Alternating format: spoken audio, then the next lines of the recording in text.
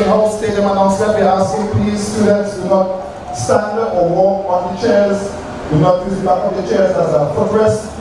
We are asking you please avoid coming up to the top floor of this stadium. That's out of bound.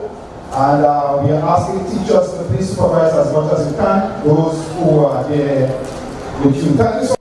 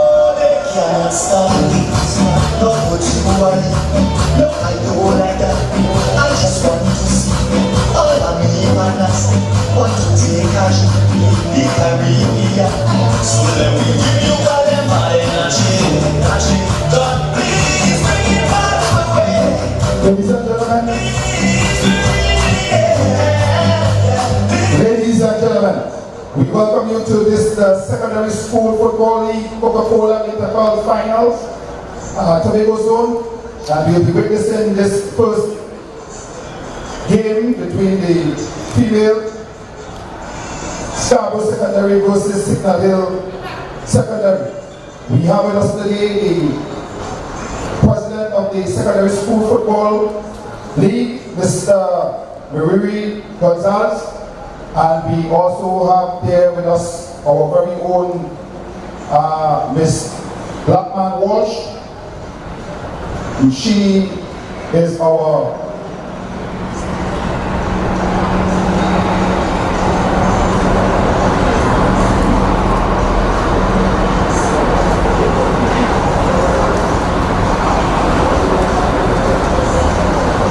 General Secretary.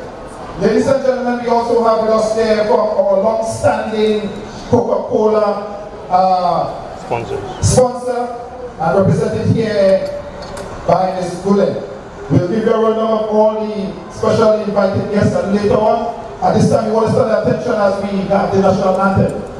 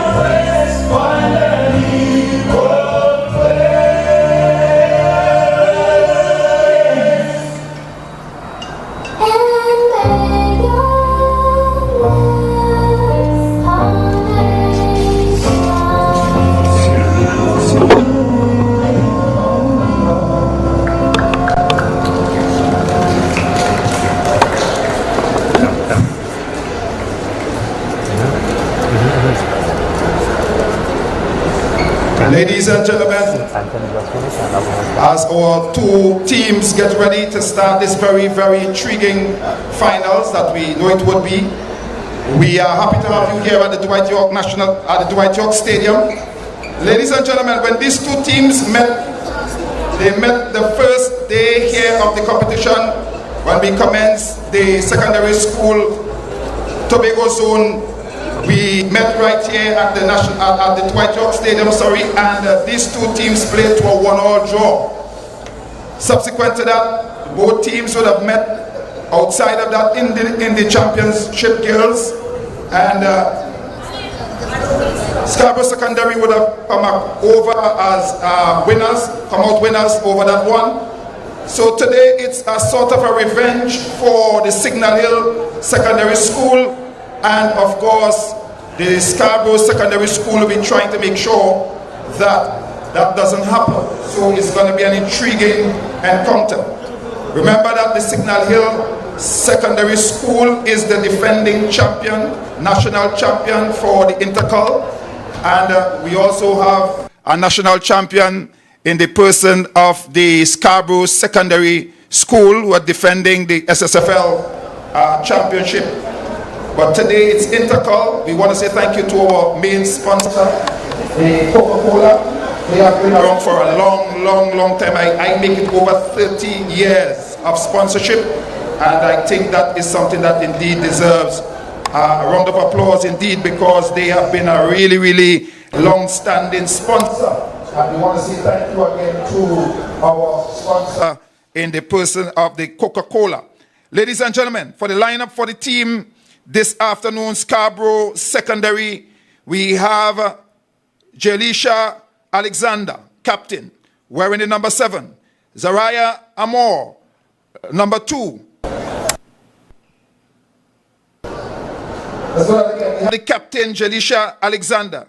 We have also Ariana Bacchus wearing number 10. We have the Timia Boucher wearing the number 13. We have also for Scarborough Secondary School, Kalia Duke wearing number 9. We have for Scarborough Secondary, Amisha Orgis wearing number 3. We have also Gabrielle Phillips wearing number 16. In the number 6 jersey, we have Michaela Robley. We have also Blessing Tate wearing number 15. Shaquise Thomas, number 12. Chevelle Williams, goalkeeper, number 1. Dextra Harris, number 4. And that's the lineup for the Scarborough Secondary. Those are the players that will be starting. Sometime later on, we'll get the rundown of those who are the substitute for the Signal Hill Secondary School.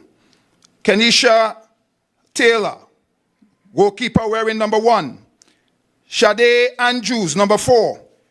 Dominique Scott, number 10. Naomi Scott, number 13. Kishara Cox, number 12. Kalisha Taylor, number 18. Leah Marie Balfour, number 6. Madison Campbell, number 7. We have Naomi Waldrop, number 11. We have also Sky Thomas, number 17.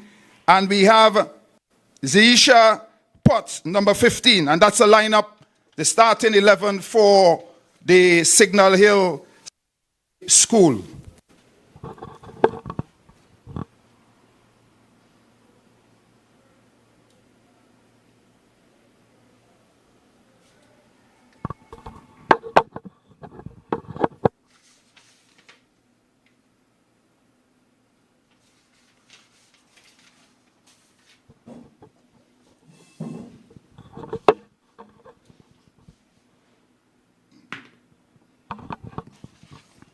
So here we go. This is a very intriguing encounter here this afternoon. Signal Hill with the touch off. It did, and remember, Signal Hill would have met with Scarborough Secondary School right here at the stadium in the very, very opening of the tournament.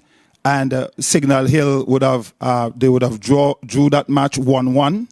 But Signal Hill would have lost to Scarborough Secondary, and I was told they scored 3-0 or 3-1. So at this time, it's like a revenge for Signal Hill. But we also bear in mind that Signal Hill is the defending champion in this format of the competition. And we wait to see how that will unfold itself.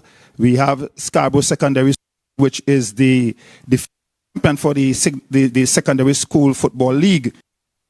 They indeed have won the Tobago zone again by 1 point and will be seeking to represent Tobago in Trinidad when they meet in those competition, Big Five competition in Trinidad. So we see how that goes, and we really want to wish both teams well, but it is Signal Hill here. This could be a chance here, opportunity here. This could be a chance here, but she's marked out pretty well by the defender for Scarborough Secondary.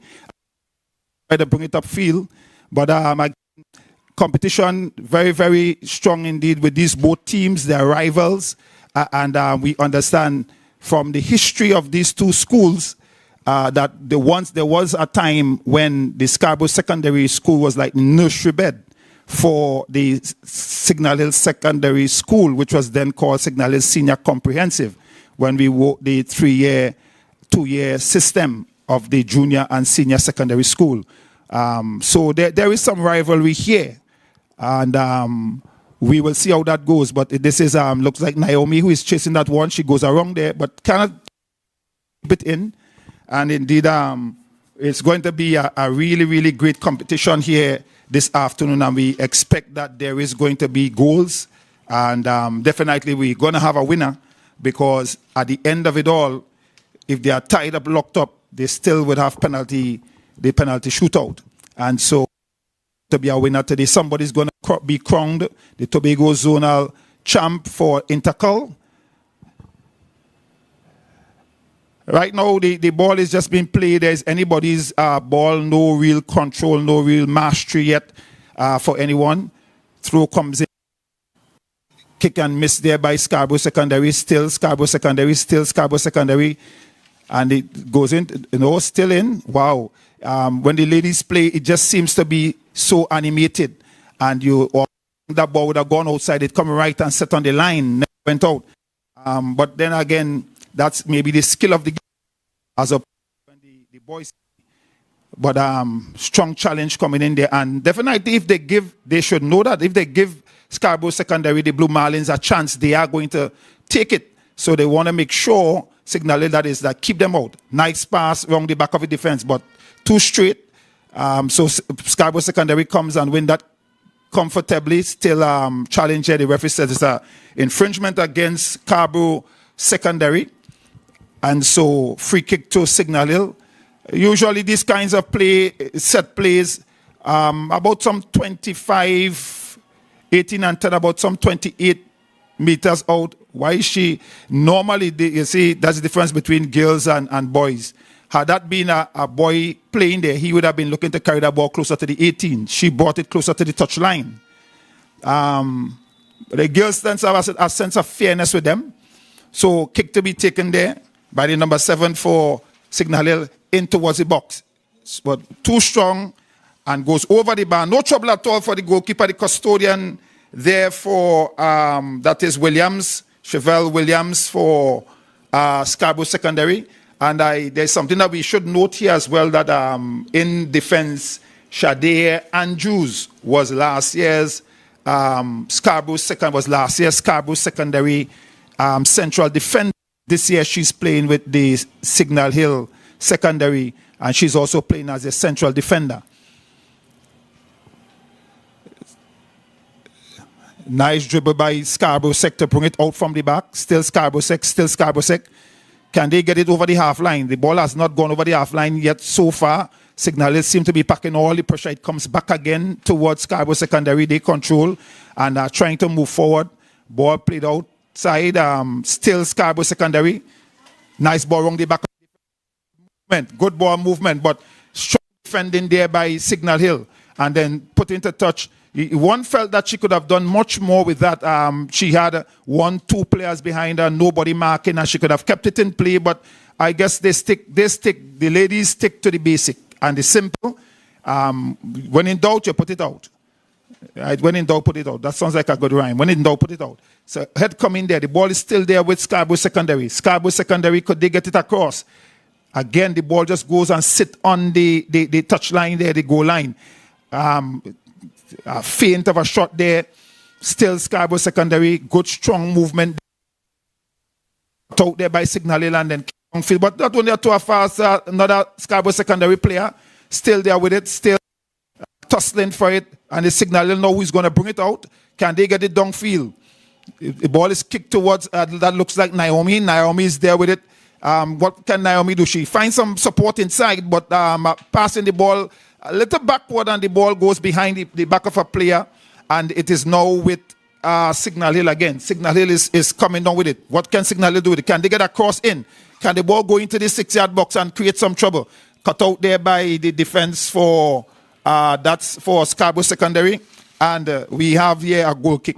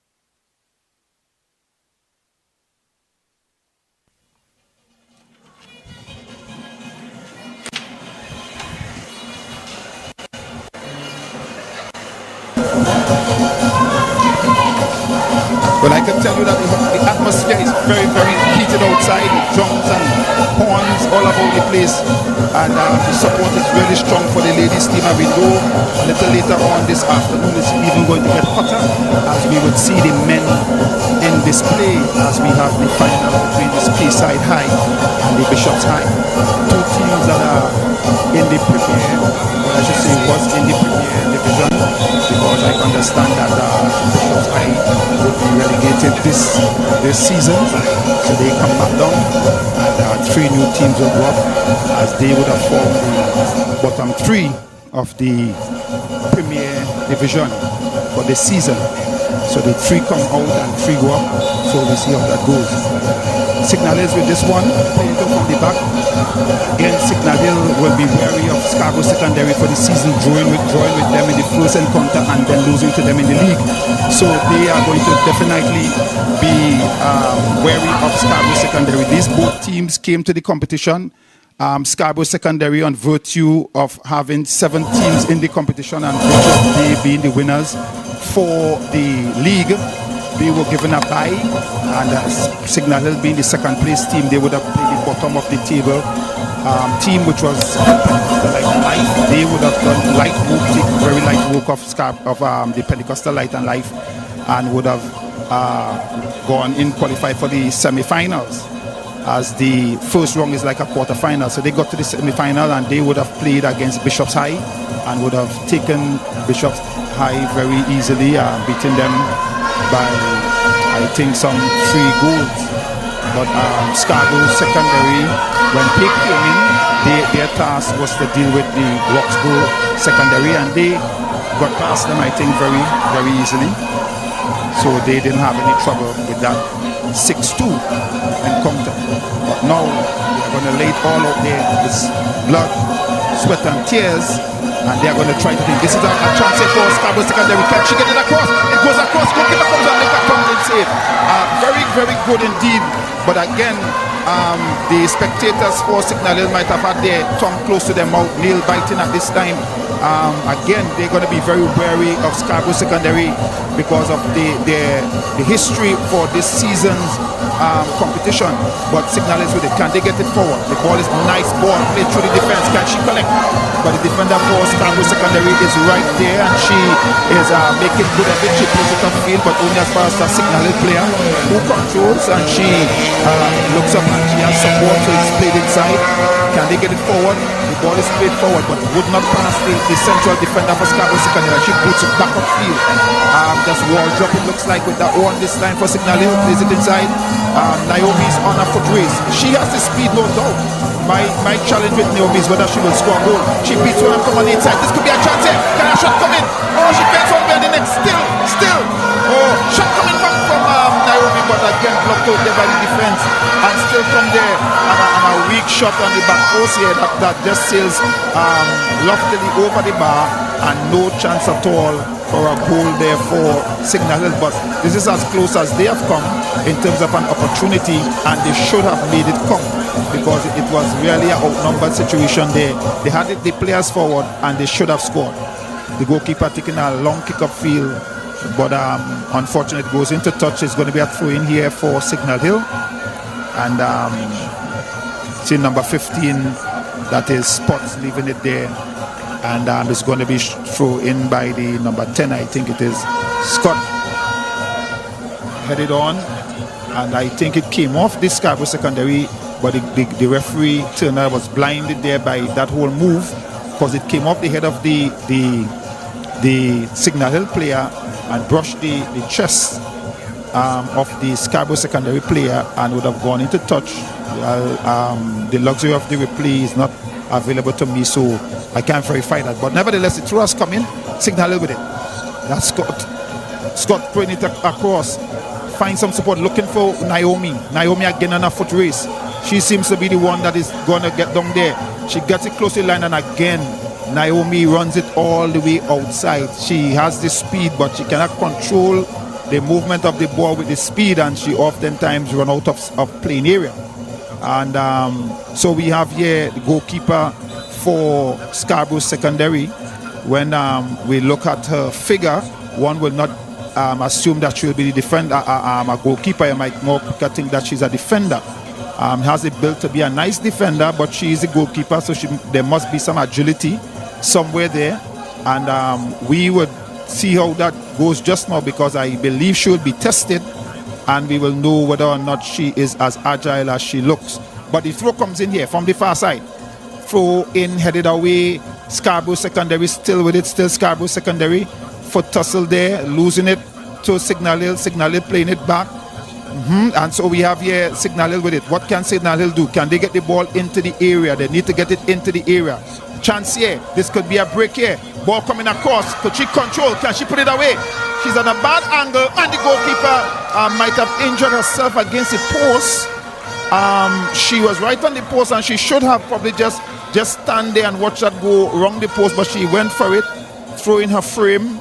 A rather big frame, but she threw her frame there, and I was almost in an uproar, because It looked as though she might have collided with the post, but she's up, she's good for the count, and she's going to take a kick again as usual. Upfield. So long kick coming in here, sending it upfield. This time again, but controlled by Signal Hill. Signal Hill seem to be camping out in that half of the field. It's siege, but it goes right back in their defense now. Can they come forward with it, and what will they do? They have had opportunities that should have at least had them a goal or so up, but they have not make use of it. Naomi again with it. Naomi goes around one. She plays it inside. Finds some support. Good pass in. What could happen here? Can we get a goal? No, it's blocked out. Charged down there by Scarborough Secondary, and they come away with it. Nice pass there again, but cut out by Signal Hill. And again, Scarborough Secondary, when we look at how they are playing, you wonder to yourself, how did they beat Signal Hill in the league? But again, it's on the day.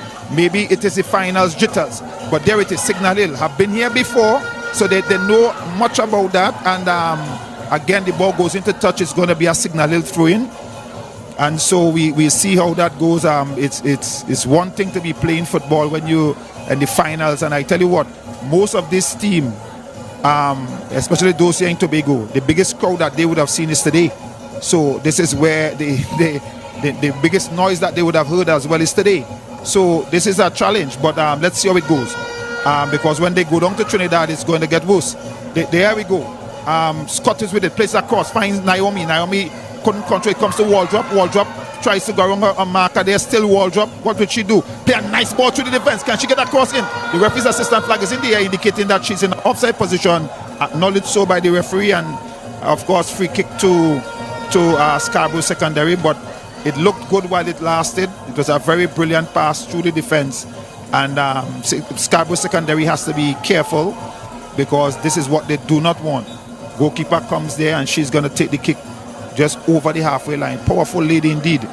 The kick goes up, and it misses the foot and the frame of everyone and goes into touch, and it's going to be a throw-in for Signal Hill. So Signal Hill, remember, this is the finals, Intercol finals. And for many years, I make it over 30 odd years, because since I was in secondary school, I memory served me well. Coca-Cola has been the supporter, and they continue to support football, and it's something that must be lauded, must be appreciated.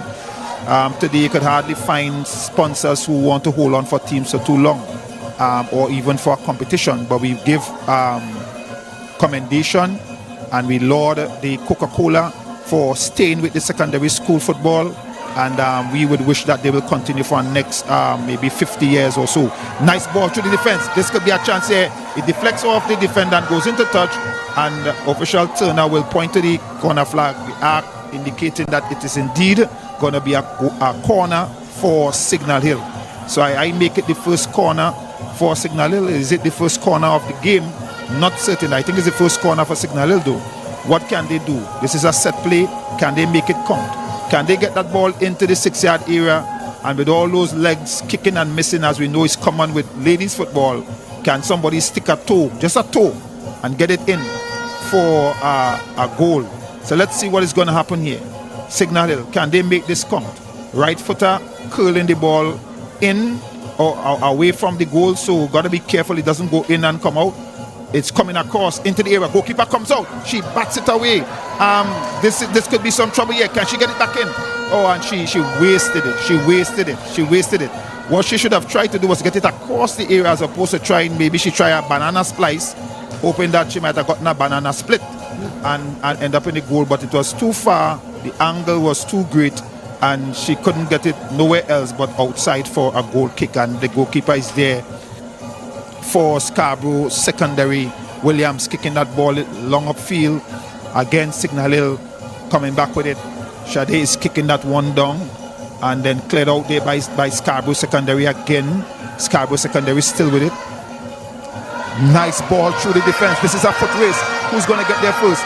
Well, the rocket pocket, she was never going to get there before the rocket pocket.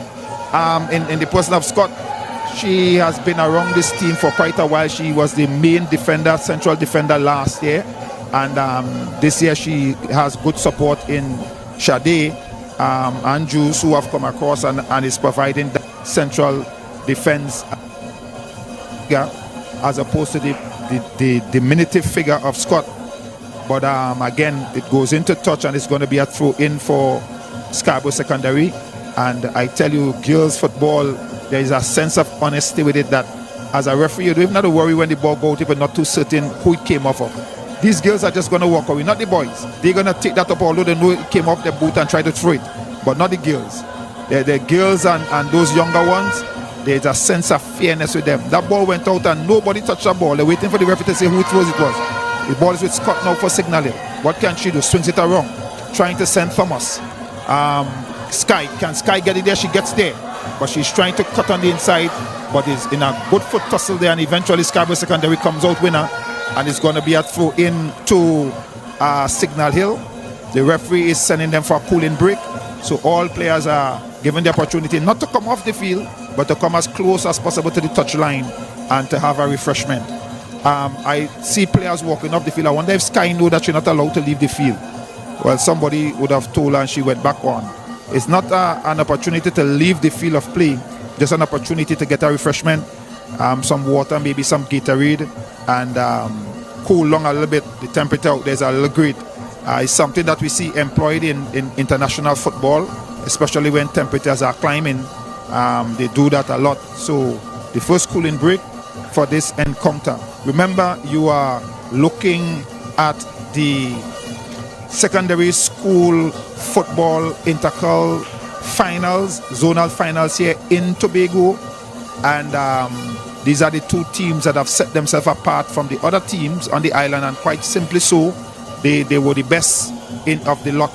So we are seeing the best of the best playing here, and today somebody is going to be crowned champion. We just want to let you know that this is Tobago Live, and you are getting all this lovely video from Mr. Kerry Porter, and I'm yours truly, Mr. Walker, and we will try to keep you entertained as much as possible here as we give you commentary for this game today.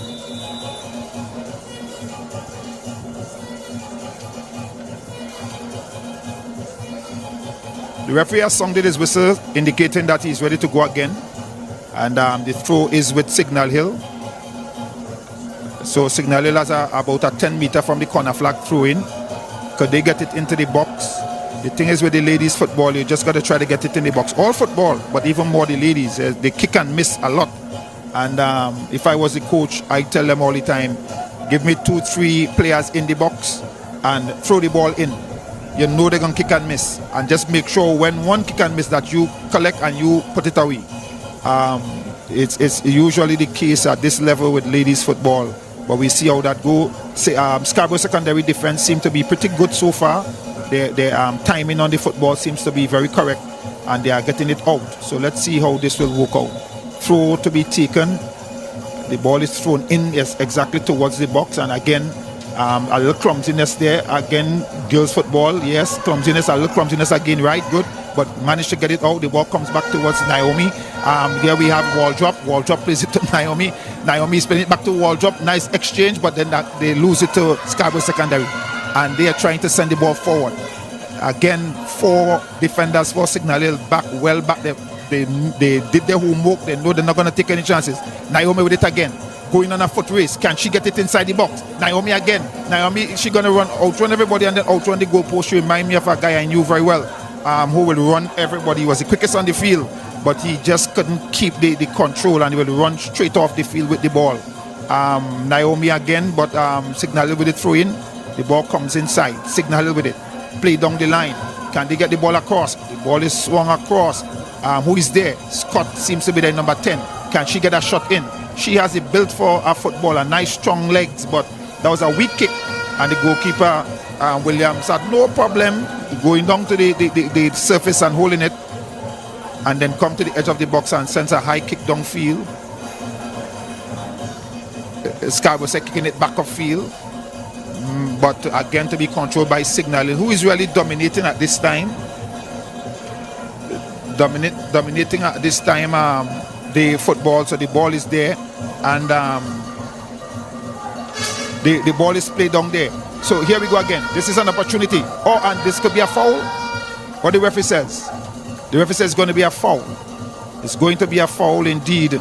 And we have the referee indicating a free kick to Signal Hill just outside of the 18-yard box. And this could be a chance here for, see, every set play is a chance, so this could be a chance for Signal Hill. Who is going to get this first goal? So far, Signal Hill seem to be getting about 98, between 80 and 90% of the ball possession and completed passes. I do not have my stats here with me to give you the exact figure, but if I'm looking at the game, they have been having the better of the exchange so far. Can they be the ones to put the score? Can they be the ones to score first? What will it be? The kick comes in towards the goalpost, outside. Never got to the goalpost. It had a nice height on it, and had it come across the goal area, could have posed some trouble, but it curled and curled outside way before it got to the goalpost, and no trouble at all for Scarborough Secondary, and they will have the responsibility now of bringing it out from their back. Again, everybody, all the players are camping out in the Scarborough Secondary half of the field, and there seems to be no format or formation there, but again, we understand at this level what sometimes can be coaches will give them format that they're playing, and after you go out there's a whole different ball game, but they will get it. They will indeed get it. Throw in here for Scarborough Secondary. Scarborough Secondary to take the throw in. Throw comes in. Again put back out by Signal Hill, so a little further upfield. Scarborough Secondary again with the throw in. Nice strong throw in, again comes off the head, and it is going to be a Scarborough Secondary throw in again. So they seem to be walking the line very well and taking it as close as possible, maybe to the 18-yard, then to swing it across. And oftentimes we get what we call the run against play, where you will have a team dominating possession, and then out of nowhere the other team just comes, get one opportunity and scores. So Signal will hope that that doesn't happen today, but I know that Scarborough Secondary probably just soaking it up and waiting for the opportunity to pounce. The throw comes in, strong throw. Again, it goes out. This time it looks like a Signal Hill throw. So it's going to be indeed a throw in for Signal Hill, but very, very deep in their half of the field. So they have the responsibility now of trying to get it out from the back. Let's see how they would work in terms of getting it upfield. What Scarborough Secondary doesn't want is a foot race with Naomi, because if they give her a foot race from the half line, you know they're going to lose. She has the speed. So far, she have been running close to the goal line, so she runs out of playing space. But if she get it from the half line, there could be trouble. Ball played around there. Still Scarborough Sec winning it in the Signal Hill half. Again pushed out by Signal Hill. Still Signal Hill. The ball is played down, but Scarborough Sec is comfortable with it. Ball is with Waldrop. Waldrop plays the 2-4 to find Naomi. Naomi is turning. Again, the ball comes off there. The referee says handball against Scarborough Secondary. So it's going to be a free kick there for a direct kick for Signal Hill.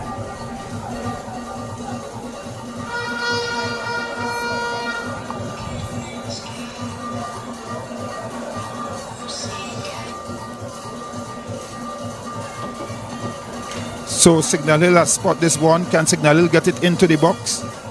Would Signal Hill be able to make something out of this one? Let's wait, let's see what is going to happen. A kick straight on goal. Is she brave enough? Does she think she has the power from there? She kicks it into the box, floating it nice. Goalkeeper comes off and just happened to cuff it out. But some injury might have taken place there. The goalkeeper colliding with the player, and both players are on the field, rolling and turning. Nothing was intended there by any of the players. The goalkeeper going for the ball, the striker going for the ball, and both of them almost on contact of the ball together. And so by the time the play would have happened, it was very difficult for either of them to pull out. And so both players are rolling, and we really hope that that both of them are okay. We would hate to see in the finals that players have to come off this way. We really want the best team to be out there, and the starting 11 for both teams are the best team. So we really would like to see them at least go as deep as until the coaches are ready to make a substitution. So let's wait and see. The goalkeeper she seemed to have taken the greater of the blow because she was already down, making the save when the signaled player, whose eyes was on the ball, collided with her, and she might have gotten kicked somewhere. And we are hoping that everything is okay, everything is all right. The game would be held up, and no one of the players would be asked to leave the field of play because a goalkeeper is involved. And once a goalkeeper is involved, both will be treated on field, and both would be allowed to stay on the field of play. I see the signaled player, the referee is asking her to go on the outside. Not too certain. Well, she's still limping. So I don't know if maybe that's the reason why the referee asked her to go outside. But both players are supposed to be treated on the field, and because the goalkeeper is not allowed to leave, because the game cannot play without a goalkeeper, so the goalkeeper will be treated, and because the goalkeeper is treated and stay on, the player would have also been treated and allowed to stay on. But the player is walking towards the bench, and she has since put in some speed and still limping, trying to get back on, no doubt. In the meantime, corner for Signalling. What will happen here? Can this be the goal? Cut out there by Scarborough Secondary, and Signal Hill kicking it back in. Opportunity goes up again, still Signal Hill.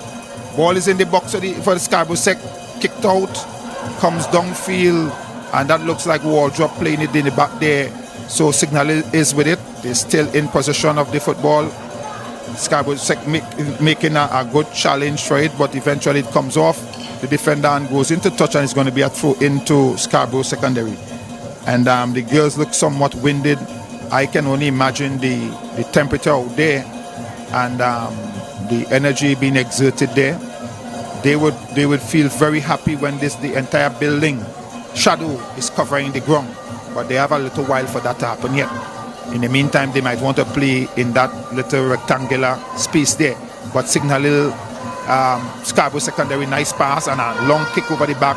And I think, if I'm not mistaken, the first touch that the Signal Hill goalkeeper would have had in the whole entire match. And she boots it downfield, still Signal Hill.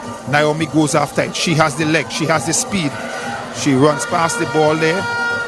Still with it. Naomi, nice move, Naomi, pulling it back there and then playing a ball inside. Can this be an opportunity? Signal Hill doesn't have the numbers forward. Still waiting on players to get forward. The ball is played around the back of the defense. Nice ball indeed. Can she get it across? And again, not doing the basic. She could have tapped it and go inside the area, fake as though she was going to kick and then go around the defender and had the opportunity to go across. She tried to get it across, but not getting enough curve around on her body. And it goes outside into touch for a goal kick for Scarborough Secondary. The Scarborough Secondary goalkeeper has been more involved in this half so far, but Signal Hill has nothing to show for it except ball position and maybe completed passes. But that doesn't win matches. We have seen that over and over. And so the ball again is with Scarborough Secondary. Carried it very close to the touchline, and it goes into touch, and it's going to be a throw in to Scarborough Secondary, the Blue Marlins as they are called. So they would be trying to throw this one downfield, trying to get it as close as possible to the 18-yard. Scarborough Sec, still Scarborough Sec. One there by Signal Hill. Again one back there, and then one again by Signal Hill. Can Naomi get it across? It's cut out. Scarborough Secondary again not managing to get it past the sturdy defense so far for Signal Hill. The referee says handball, so it's going to be a free kick right in the center circle. Can Scarborough Secondary get it forward? I'm not too certain. Both teams seems to be playing Scarborough Sec, sucking up a lot of the pressure and maybe looking for an opportunity to pounce, but so far that has not worked. Signal Hill seem to be making all the attack, and so far they have nothing to show for it. Second time maybe the goalkeeper getting a touch for the afternoon. That one was kicked straight towards the goalkeeper who had no problem collecting. Headed back of field. Scarborough Secondary. Can they make it come? Can they pull something out of nothing? Nice move. Can she get a shot off? The shot is coming in but charged down. And again, goes back inside and Signal Hill want to get it out of there. So the ball is with Signal Hill. What are they going to do? Kicking it forward. But cleared out lovely by the central defense for Scarborough Secondary. Still Signal Hill. Kicking it back downfield. Naomi very involved. She must have had the most touches on the football this afternoon. Still Signal Hill with it. What are they going to do? Can they get the ball forward? Turn there and still turn back again. Can she play it off? Turn into, one might say too much turning. They might get an eye turn from the amount of turn that she would have turned on the ball there, but eventually it's played downfield. Nice ball into space. Can Signal Hill bring this towards the box? Can they get it over? The ball is coming there, shot coming on goal, but it's far, it's wide, and no trouble at all for the goalkeeper. I know the coaches would have a lot to say to the players when they go in. One of the things that they might say to them is that they need to get a little closer, right? You have the space, you have the time. Take your time, go in the box, and let's try and see what will happen from inside the box as opposed to trying to shoot from all the way outside. Kicked up field. Thomas plays it back down. Get some support.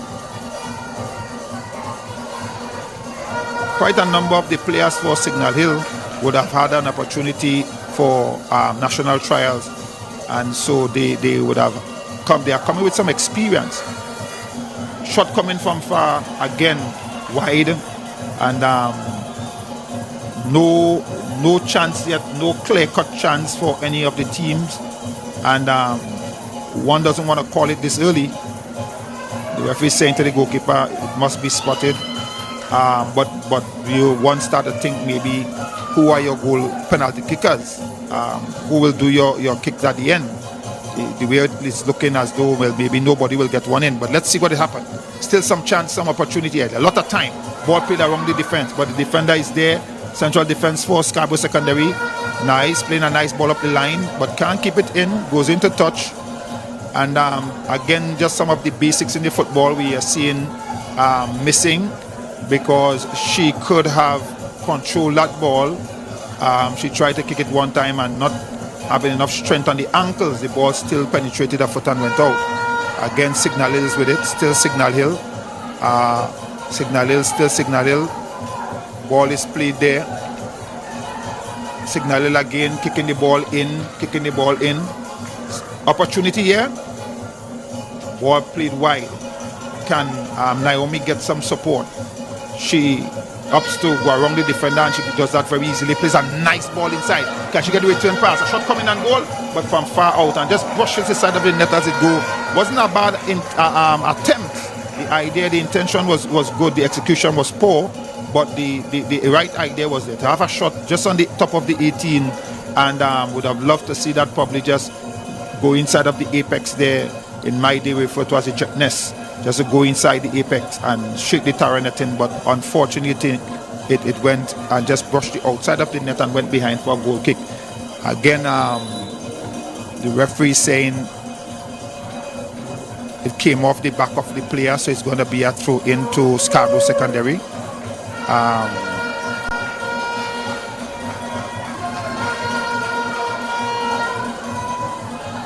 So there we have there a throw in for Scarborough Secondary. Throw in long down field, controlled by Signal Hill, and the ball comes back up field. Ball is thrown there, played inside, control again by Signal Hill, but the final touch letting her down this time, and Scarborough Secondary defense is right there, but Signal Hill is double teaming, and the referee say he cites an infringement, so it's going to be a free kick for Scarborough Secondary, just around the halfway line, and the defense for Signal Hill has to be very, very careful. They have not really had much to do. Legs might be a little asleep, and they don't want to get an opportunity come there now that forces them in a situation where they go down. But so far, they have held on and is holding on. They are coming around. Remember, this match is like an exacting of a revenge for Signal Hill. Both teams met. They drew here at the opening of the league. and then Scarborough Secondary would have won the Signal Hill Secondary in the tournament, the Champions League, Girls Championship. And so now Signal Hill is looking to exact revenge, but Scarborough Secondary will try to seek their dominance, that we are the better team. We have beaten you twice in one season. They are looking for that opportunity, maybe a brag and a boast, but so far it's all Signal Hill, with no goals to show for it yet. Scarborough Secondary is trying to make a fist out of it. Nice ball coming across, but cut out there easily by Signal Hill. And still Scarborough Sec with it though. Scarborough Sec going back, still Scarborough Sec, but cut out again by Signal Hill, and Signal Hill is trying to move forward. Again cut out by Scarborough Secondary. Ball is spinning in the air, but goes to Naomi. Naomi is with it. She comes inside. She finds some support. Can she get the return pass? No, she does not. So it's still there. A ball is played through now. It goes through, but Scarborough Secondary defense is right there with it. Can she get it upfield? Ball is still there and goes into touch. It's going to be a throw-in for Scarborough Secondary.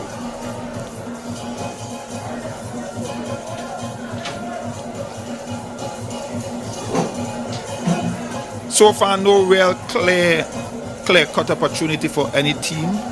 Both teams so far, with Signal Hill having the better of the exchange around the last third of the field, but still nothing to show for it. Scarborough Secondary would have had one shot on goal, but it was from so far out, it would have posed no trouble at all for the goalkeeper. By the time it got to the goalkeeper, it was so calm in terms of the shot. All the power and sting would have gone from it. Again, so no real opportunity for Scarborough yet. Signal Hill have had their chances and should have been at least 1 or 2 goals up, but they did not convert any, and they would hope that it doesn't come back to haunt. But Scarborough Secondary with a throw in very deep inside of the Signal Hill half of the field. Can they get it towards the 18 yards? Can they get it there? See the coach giving some instructions to come out to the line. The ball is thrown in, missed there by the defense, and then allowed, shepherded by the defender into touch, and it's going to be a goal kick to Signal Hill Secondary. And that is something that you have not seen for a while, goal kick. So maybe things are changing in terms of ball possession and so on. The referee has sounded his whistle, and that marks the end of the first period of play in this the Intercol finals here, zonal final here in Tobago, with Scarborough Secondary and Signal Hill Secondary. Both schools are in this tussle, and the goal line at this particular point in time remains 0-0. So we are coming out back with a second half that is promising to be exciting, and we are expecting at least goals, but we know for sure at the end of the next period of play there will indeed be a winner. So we ask you to stay tuned with us, and we'll be right back here to give you more coverage of this Intercol finals.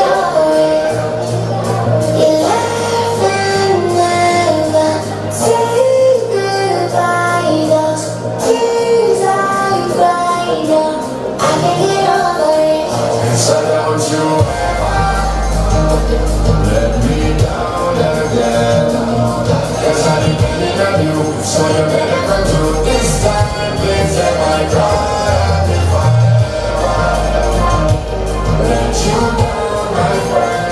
It was a misunderstanding, so you want to take for granted. So today I go try to show you a stand.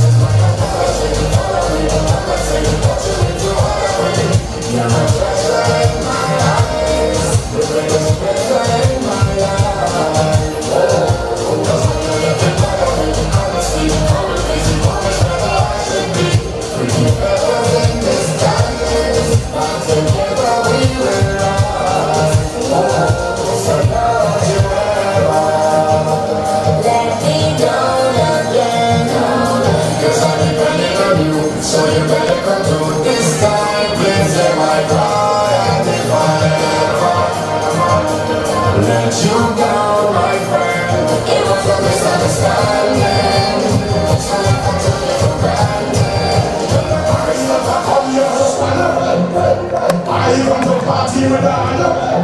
So all sugar people, you two one in the air, you two one in the air, you two one in the air. I never come here for stand. I come to party with I. All sugar people, you two one in the air, you two one in the air. Yo, I'm not going to small friend, let me extend my apology to the big friend with big flag going to my head like canopy. Rocking with my pocket with my test sneakers and wallabies. Night tips and tight pants, I never really read melodies. I come from a certain father from customs and from families. But I'm left by the fed and license is better than I can power me. Everybody gonna say you people, you're the pushing past it. If it's me, I know the people power back in. I come here for the stand. I come to party with I. So awesome, people, you're too one in the air. You're too one in the air. You're too one. I come to party with I. Awesome, people, you're too one.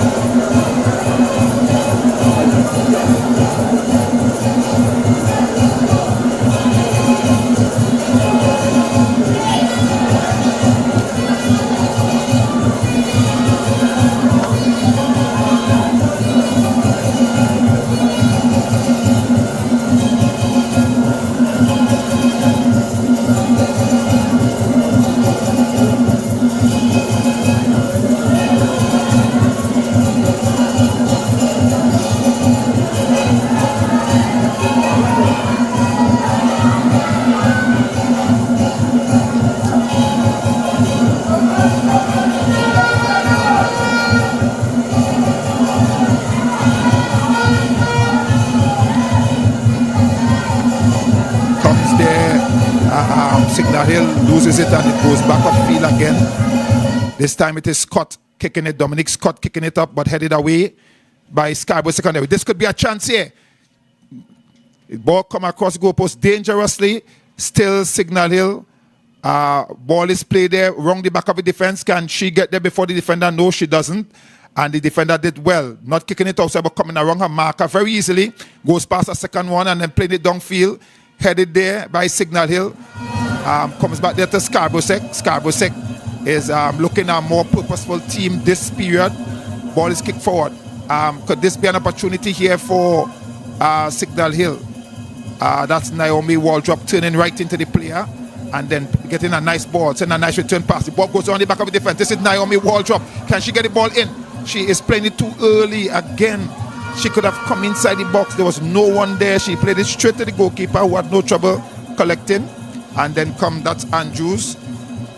That's Chevelle Williams, sorry. And she boots it long downfield. Again, Signal Hill creating a lovely pass on the back of the defense, but Naomi again running out of ideas as to that's Waldrop. There are two Naomis on the team. I don't remember that. So Waldrop again not coming in and making use of it. She taking the shot from foul, not going to trouble the goalkeeper at all. Signal Hill again. Challenge, strong challenge there, but played back downfield by Scarborough Sec. The defense seemed to be doing well, not missing at all. This is an opportunity here, but again, that first touch, letting the player down, go straight to the goalkeeper, Taylor. Again, she is kicking it high into the evening sky. Foot there, one there by Scarborough Sec. Scarborough Sec player doing well, but then loses it. The referee allowed play to continue. No opportunity for a foul. Signal Hill has a foot race down the line. Can she get there? The defender is coming across. The defender does so and the defender wins it, but then gives it right back, and then the ball is coming across. Waldrop is in attendance. Waldrop, but she, if I guarantee you she get a shot from the center of the goalpost, she may very well score, but she's kicking she's playing on the wing and she's kicking from that angle, so she doesn't seem to get it in between the upright. But I believe if she get a chance from center, this Scarborough Sec, no, she will make well of it. Scarborough Sec, again, a charge down there by Signal Hill, and then the foot race goes the other way. But back to Scarborough Sec. Whoa, the ball runs through, luckily for Waldrop. What will Waldrop do? Can Waldrop take them for the run? She cuts back behind, then gets a return pass, but the pass is a poor pass. Cut out there by Scarborough Secondary again, and Scarborough Secondary is looking to come forward with it now, but a poor pass again inside. So we are seeing where the little basics in the football seem to be letting them down at this time, and we would really hope that both teams, Signal Hill, a nice shot coming in there, but the goalkeeper is right behind it, and the goalkeeper has to be very careful. She goes to ground very easily, even before sometimes the ball gets to her, she goes to ground. So if there is any deviation of the surface, it is going to be very difficult for her to be able to change her body direction, because she's already on the surface. But so far she's been holding well. But she will be strongly advised not to get into those positions, to that wrong position too early. Chance there for Scarborough Secondary, still Scarborough Secondary, and Scarborough Secondary look as though they played with a purpose up front, that they were just going to suck up all that Signal Hill had to offer and then come out second half and maybe take it to them. Or maybe the coach would have had some very strong words with them and they came out a different team, but they are looking at more purposeful team in this period of play. And a throw in here for Scarborough Secondary. Let me see where she's going to take it from. And the girls again, they're so honest. I tell you, if that was a boy, he was going to pass that official and try to go around his back to throw it to the penalty area. But they're taking it, and they are so fair and honest with their approach to the game, which is good. But going back to what I was saying before, we would really hope to see them master the basics, because this is from this we get the crop of our national players, and so we really want to see them master it here. The basics, that is control, pass. So far Signal Hill, Scarborough Sec, a nice ball on the back of the defense. Could this be the chance? Oh, nice covering there by the defense for Scarborough Sec, but again, only as far as to the number 17, that's Thomas. Thomas is swinging it wrong, but the goalkeeper is right there. This time she stands on, and I almost say all fours, but she stands on her legs and she just kicking it now downfield. Could that be nice? So good. We've seen a little basic there, the control of the football good. Nice passing. Let's see if they can continue with that. Naomi is there with it, goes around her marker very, very easily. Can she get the cross in? She swings it around. Ball comes inside the area. Still Signal Hill is going to go behind, and it's going to be a goal kick. But so yeah, we really want to see the ladies and the men, but even more so because we've seen where women football are on the rise, and Trinidad and Tobago, we continue to struggle in that area of our football, yet to produce a real, as they say, tapa female team. We really would hope that we would see that coming forward, and it has to start here in the grassroots. We need to get some more investment in the female football. Thank God for the secondary school football who have seen it as important to add it to this tournament. Some years ago it was just the normal boys championship and so on. For the past few years the girls have been added, and it really is making a difference, and we trust that more female coming through the school will become a part of it. Football can be taken as a career, and it starts here, right? So parents, encourage them to get involved. It's not a man's game, people. It's both male and female. That's why here for Signal Hill. Outside the box, what can they do? Signal is still with it, still Signal Hill. Coming across, she's lined up a shot, but charged down there by the defense of Scarborough Secondary, and now they're going to go the other way. What can they do? Long ball downfield, but cannot get past Sade. Sade is coming, and Sade would know these players very well. She played with some of them last season. They turn around there. Signal Scarborough Sec playing a ball through two defenders there, and eventually Sade is there first and kick it out towards the touchline. Doesn't seem as though it has the legs to go over the line. The player for Signal Hill gets there first and then plays it up line towards Waldrop. Waldrop is going around her defender marker very easily. She will do that all evening, and if she gets some support out there, it could be a whole difference. Signal Hill need to get somebody up there who wants to score, who is hungry to score. One of the goal scorers. The ball is kicked back downfield. Sade is coming and taking that one easily, playing it back off field. Looks like Balfour turning inside. Can Balfour get the shot? She's driving the shot, but into an advancing defender, and always a dangerous thing to see. Men do it much less when the ladies are in it, because the men somehow tend to want to pull out. The ladies, they still go through with it. Thank God nothing serious, nothing dangerous happened there. Ball is thrown in by Signal Hill. Just on the halfway line, still Signal Hill with it. Ball is played across, comes into the number 7, Campbell. Campbell is there with it, still Campbell. Campbell plays it across to find some support, gets that support. What will Signal Hill do? Still, oh, what a nice pass. The move by Sky Thomas. She plays it on the inside. Could this be the opportunity? Back to Sky Thomas. Can she get the shot in? The shot is coming in, but a poor shot indeed. Most of it probably was, the sting of it was taken off by one of the defender. But again, she could have gone a little further inside and take the shot, but the ladies, they take it from wherever. They just shoot, which is good. The men sometimes I find take too long to shoot. The ladies are not hesitating to shoot. Ball played forward by Campbell, but cut out back by the defense again for Scarborough Secondary. Still, this is Signal Hill with it, but Scarborough Sec is there with defenders, and eventually ball comes off, and it's going to be a throw-in for Signal Hill. Sky Thomas with the ball in hand. Would she take the throw-in or would she leave it? She opts to take the throw-in. The ball is thrown there towards the defense, coming off the head of one defender and into the face of another, and immediately the referee will stop play. The player goes down because it was a ball to the face, and we know in sports now anything to do with head would definitely be something of concern, and the play is usually stopped to deal and to treat with that. We are taking those things very, very seriously. I know some time ago there was the challenge as well, and the talk about heading of the football out of the sport. It was just a thought. It has not happened, but we will see maybe going forward whether or not they would. A number of goals, international goals, would have scored from the head of many players and continue to be scored from the head of many players. It will be really sad to see that part of the football be taken out. But the whole idea of the head and head injury and all those different things are taken very, very seriously. Once players collide and heads are involved, play stop immediately. There's no advantage given, play stop immediately. We see it also in other sports like cricket. Player gets it to the head. You go through the process of making sure that everything is all right, holding fingers, asking questions, making sure that everything is collective before they get play going again. So we're seeing there, and kudos to those who are the people behind sports and are taking it very seriously where that is concerned.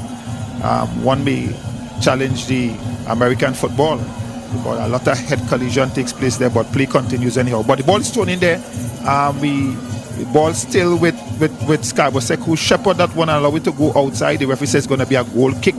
So goal kick there. The goalkeeper, that's Williams, Chevelle Williams. She has been taking all the kick for the team so far from the back. Is that going to change now? I'm seeing one of her player going across to maybe assist with that. But she has been doing very well and strong kick indeed. She's been kicking it well towards the halfway line and some instances over the halfway line. This time she goes to an angle at the corner. Still Scarborough secondary with it. Ball is played forward there. Still Scarborough Sec. Can they get it? Can they get it forward? Still an opportunity there. Cut out by Signal Hill and Sade is kicking that one upfield. Back down again. Still Signal Hill with it this time. What can Signal Hill do? The ball is played inside. Still Signal Hill playing the ball around the back of the defense. This could be a chance here. The ball is played towards Waldrop. Waldrop is screening nice. She does a very good job in terms of screening the ball, and she's very nippy. The ball comes in again. This time inside the area. Could a shot come in? A shot is there, but again, the shot has no power behind of it. And very, very, very tame shot you will see. No hostility in it.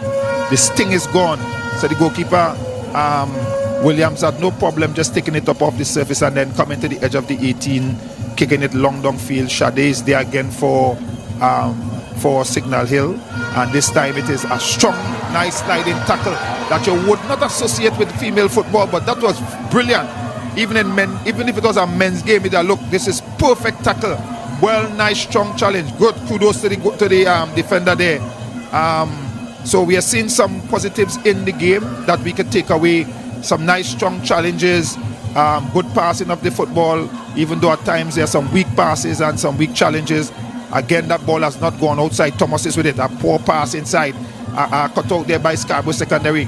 Now they share the ball around. They need to pass it around. The ball is there, but cut out again by Signal Hill up towards the halfway line and boot back downfield. Down Signal Hill heading it back upfield. Waldrop is there. She seems to be everywhere. She has the energy for three players. She's playing on wing. She comes into the center now. Opportunity here, but cut out again by Scarborough secondary, headed there by it's good to see the girls putting their head on the football. That's beautiful. You don't usually see that, but that's beautiful. Some men even hide to put the ball, but they are doing a good job.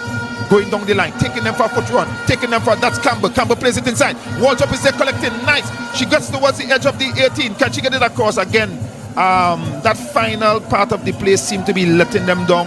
Not enough support, and then the kick that goes in is very, very casual, so posing no challenge at all. And this one, it's early still to call. A goal may come, but from the way it looks to me, it seems as though we're going to go to the penalty spot for this one. But let's see what happens. Nice chance here by Scarborough secondary, but the big defender is there and booting it into touch. She, as I said before, would have played with Scarborough secondary last year, so she would know some of these players very well. But she is doing a Herculean job in the back there in terms of defending for Signal Hill. The throw is about to be taken. The throw comes in now. Signal Hill cuts it out, and there's a foot race up the line. Cut out back by Scarborough secondary, back down, and it deflects off the legs of the player going to touch. So it's going to be, the referee says, the referee's blown for an infringement. I see he's holding on to his jersey, saying that the Signal Hill player would have tugged on the jersey of the Scarborough Sec player, so he's given a free kick. A free kick has been awarded. Scarborough secondary, can this be that elusive goal? And usually games like these is only one goal, sometimes separated. Ball kicked in towards the area. Head goes up, headed wide by Signal Hill. It's going to be a corner. Again, dangerous play for Signal Hill. It's still not out of the woods yet. Set plays are always dangerous, and then of course in the female game, corners, ball coming across the goalpost and ball in the 6-yard box and 18-yard box, always is going to be a scramble and anybody's ball, and could easily well result in a goal. So Scarborough is going to take it. This is a right side, left side corner for them. being kicked by a right footer, so it's going to be curling in, but she doesn't kick it all the way in. She gets some support. It comes back to her, and the defense move out. She would have been offside for sure, but the ball is still with Scarborough. Shot coming on goal, coming across there. Bad control. Eventually, shot coming again. Charge down. Shot again. Charge down again. Shot again. Shot on goal. Goalkeeper and goal. Goal. Off the defender. Off the defense of Scarborough of Signal Hill. And as I said before, it is always going to be that sort of a challenge when the ball comes into the 18-yard box, especially even with the men game, but even more so with the female. A lot of kicking and missing and so on, and scrambling, and the ball could easily well end up in the back. So as we say, games like these sometimes usually end in a 1-0, and Scarborough Sec was the one to draw first blood, and Signal Hill players again probably are asking themselves the question, what are we going to do to ever beat Scarborough Sec this season? But they have it to do this. There is still some time on the clock. Scarborough Sec will be very charged now, and one goal sometimes leads to another. We wait to see, and that's probably how they would have beaten them in the league. They would have come out with their plan. The sun was a bit hot. They would have sucked up everything, staying deep in their half, preventing them, causing them to shoot from outside, not troubling the goalkeeper. And then second half they came out, and they're looking the better team with some energy, just looking to get that elusive goal, which they got. And now they would be looking to stretch the lead forward. Again, the chance here for Scarborough Secondary, but the shot is charged down. The goalkeeper, Taylor, comes up, picks up, and then she's booting this one downfield. Signal Hill cannot afford to drop their shoulders now. They have to keep in the game. Scarborough Secondary School is going to try to run the clock as much as they can. They would try to let every ball that they could stop go out and so on, just to take some more seconds off the clock. And why not? Why not? You are in front. The ball is there with Scarborough Secondary. Played again round the back of the defense. Could this again lead to a next goal? The ball is there. Coming in. Still Scarborough Signal Hill with it. The ball is played on the back of the defense, but Scarborough defender is there, equal to the task, but not getting it far upfield. Still Signal Hill. Signal Hill is now trying to exert some energy here, trying to get his ball upfield. Foot tussle there between these two women. And I tell you, the women also show that sometimes that they don't ever give up, boy. They tackle, you miss the tackle again, they keep tackling, they're not going to get tired. And we like seeing that with the women. They are always in it, always fighting. The ball is thrown down line for Signal Hill. It comes in on the inside there, but cut off by the defense. Still Signal Hill with it. What can they do? Reverse pass there. Comes across the goal post, trying to find wall drop, but the ball is cut out there by the defense easily for Scarborough Sec. Wall drop is there again. Controlling. I tell you, wall drop is the energy girl on this field. Wall drop still plays it forward and then tries to get a return pass, but it's cut out there by Scarborough Secondary School, and then controlled by Signal Hill. Ball is played in midfield. Not a bad pass at all. She goes around, that's Campbell, goes around one, and she's having a shot from way out. The goalkeeper is making a meal of it, but eventually recovers enough to get up and to gather and come now to the edge of the 18. And we're seeing the weather condition changing here. The dark clouds had come over, but now the rain has begun to pour, and we can see from the reaction of those on the bench trying to scamper maybe for some place of shelter. But if you got to go out there, and if you got to take it, if you got to go out there and get it, then you would definitely probably just stay and take it one time. So, but player is down here. She would have taken a good fall, and not intentional. That's why no card is shown. There's always that level of clumsiness that sometimes is associated here at this level. So that was just a clumsy challenge that did not result or didn't need a card. Headed back of field, Signal Hill through Campbell. Campbell is sending this one, trying to go around the back of the defense. The defender is jumping there for Scarborough second, and she gets the ball but not putting it in where the direction she wanted it to go, which was upfield. It skids off ahead, and then Scarborough Sec is winning it, but again the defender is making a meal of it, and we have a shot coming almost in like desperation from way out, some 40, almost 50 yards out, trying to beat the goalkeeper, but goes tamely outside, and the goalkeeper now sets up for a goal kick.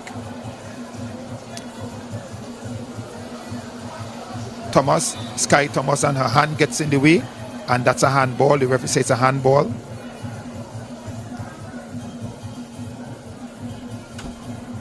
Player who came off injured has just come back in. So we have here the finals here in this encounter seem to be heading into what looks like Scarborough secondary way. But we have signal through Campbell. Campbell is kicking that one long downfield, but in direction of no one in particular. It goes right back to Scarborough Sec. They are with it now, still Scarborough Sec. The ball is still with Scarborough Sec. Cut out there by Signal Hill, but they don't have number of players forward, and you wonder sometimes why, because they are down and they should be trying to get back into it. A shot is coming from outside, but it goes wide.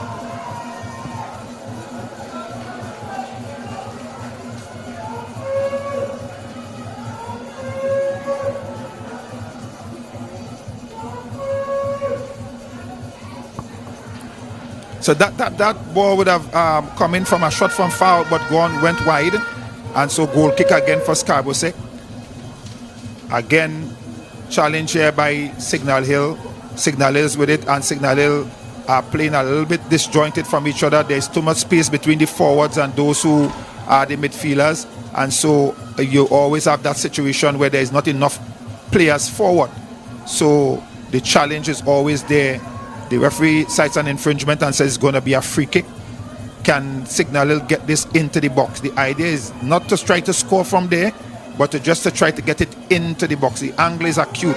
It's hard to score from that angle. You need the support of your players inside. 1, 2, 3, 4. 4 players inside the 6-yard and 1 just harboring outside. Nice coming. Oh, and off the crossbar. The opportunity was a great one. The knees went up. It came off more of the knee, but it just ricocheted off the crossbar and went over. So it's about the closest that Signal Hill has come to equalizing in this encounter, and they would probably want to do that maybe just a few minutes remaining in this one. We see the darkness of the, not that it is that late, but the darkness of the atmosphere has triggered the lights of the stadium already being turned on for the next game, which is Signal Hill versus Bishops. That's in the men encounter. Both Intercol finals today, men and women, or the male and female, boys and girls. So we have that situation coming up just now with Speyside and Bishops High. So that is going to be a challenge. Both teams from the Premier League, one relegated, the other continue to hold form and stay up, even though their position this year might have been a bit lower than where they came in the league last year, but they managed to do enough to stay up. And Bishops did not do well to stay up, so they have been relegated along with others, 2 others. But Bishops have an opportunity here to still have some silverware. It is going to be a tough task for them. They would have already met this team, Speyside High, before at the start of the league right here, and Speyside High would have won that encounter by 3-1. I think so this is the second time they'll be meeting in the season, and we will see how that plays itself out. This time it's silverwares, so we see what will happen. Ball is there with Scarborough Secondary. They are sitting comfortably with this 1-0. A goal that is, I'm certain, would have been judged an own goal. Came off the big deflection of one of the defenders and ended up into the net. And so might very well be an own goal. But at this time, and in this encounter, who cares? Whether it's an own goal or a goal by one of the players, it matters not. The idea is that it is a goal. And that goal right now is the difference between them holding what is the top position or coming second. And they are sitting very, very well. Scarborough Secondary pulling away with this one as the time is going and opportunities are slipping here for Signal Hill. Can they get the ball forward fast enough? Can they do something with the ball going forward? The surface is a little bit slippery now, and so we expect that there's going to be maybe some slipping and sliding depending on their footwear. But a nice ball along the back of the defense. But the Scarborough Secondary school defender is there to defend it, and she still but playing around with it in the back. She needs to get it downfield. You're up 1-0, kick it as hard as you can downfield. She managed to get it to one of her player. The ball is played inside but cut out there by Signal Hill. Signal Hill with it now. The ball she turns and just kicks the ball upfield as though the hot bread, just trying to get it out of her hand, just by instinct alone. But it's cut out there by Scarborough Second. Now still their chance there. Signal Hill. Still Signal Hill. Coming across goal. Goalkeeper, watch it, careful, because it's slippery. It's going to drop and skid, but she pull up in time to be able to get everything behind it and keep it from going in. Again, time is counting down for Signal Hill. And Signal Hill, should Scarborough Sec beat you today, you will have to bow and call them master, because they would have beaten you twice for the season. You had an opportunity, you have an opportunity still to exact revenge. Can you do it? Can you do it? Can you do it? The ball is there, played inside, cut out, comes there. Who is there with it? Looking for a shot, but cannot get the shot off, charged on by the defense. Still Scarborough Sec, pull away this time by Signal Hill. The ball is coming across, but cut out by Scarborough Sec defense. Played downfield, but not too far. Still Signal Hill with it. Playing the ball back for some support. Again, return pass. Still Signal Hill. Look like Scott, the number 10, Dominic Scott, and she goes down. And the referee was about to blow his whistle. It looked like he put it to his mouth and then took it back out. Still looking as though he wants to blow, but then eventually he does so now. He does so now. And I think the blow is not for a foul, because the ball has long gone from the spot. He had the opportunity, if he was going to give the foul, to blow. He allowed one advantage, he allowed two, he allowed three, so it couldn't be for the foul. He just that the player is down, and he just wanted the player up or attended to. So he now blows the whistle, and the play would indeed start back with a drop ball. I trust that they were keeping an eye on things as to who was in possession of the football last. The challenge is going to be there for that, but that's why we have the third and fourth official.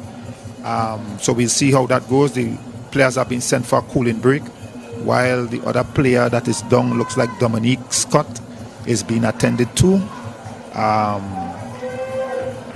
And Signal must be seeing the challenge of Intercol slipping from them, because last year they represented Tobago in the Intercol, went to Trinidad and did a wonderful job and became national Intercol champions.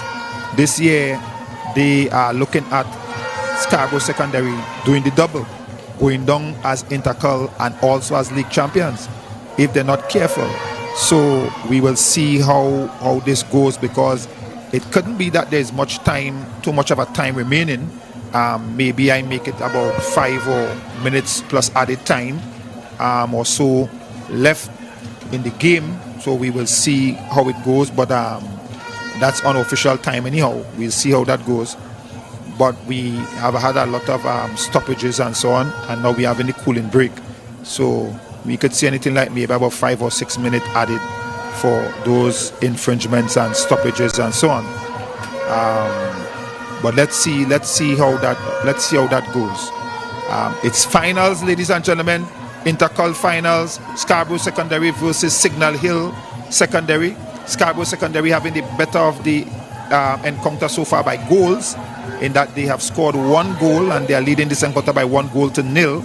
Signal Hill would have had the better of the exchange in terms of play and passes completed. First half, in second half it might have been equally matched, but Scarborough Secondary has a goal to show for it. The ball has been dropped for Scarborough Secondary, indicating that the ball was last with maybe Signal Hill. It was further downfield than that, but nevertheless, Scarborough Sec kick it as far downfield and into touch. So it's going to be a throw-in now for Signal Hill, who would really start the play from here. So the referee is waiting on play to commence. The ball is thrown downfield. Wall drop is there with it, but easily pushed off the ball.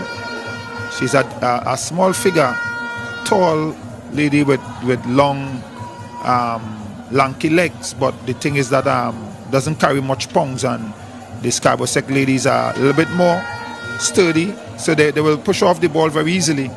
But if she gets the opportunity of a foot race, we know that she will take them for the run.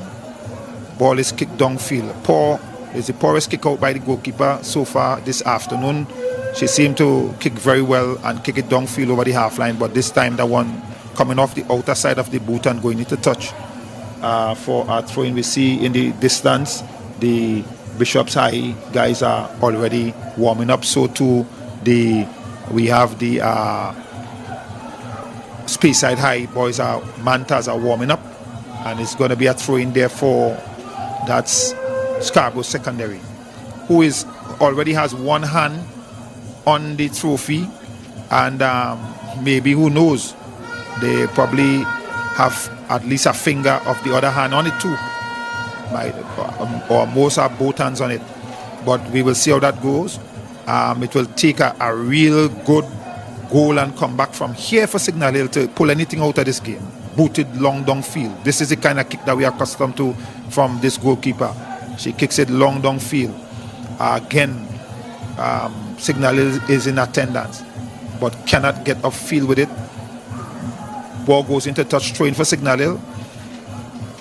What will Signal Hill do? Can they make something out of it? Again, it goes into touch, under that throw-in again to Signal Hill. If you ask me, I find the Signal Hill team is playing a bit too far in terms of the players from each other, so they cannot complete that final third. There are not enough players in it to create a chance. But while saying so, they have almost the entire team in the Scarborough Sec half of the field, and Scarborough Sec is here. One player to take on 4 defenders. She drifts one way and then the other, and the crowd is in a roar. She cuts on the inside, and then she gets a boot in, but the ball goes into the hands of the goalkeeper, and the player is throwing herself on the floor. But the referee starts the play again with a drop ball, booted downfield by the goalkeeper.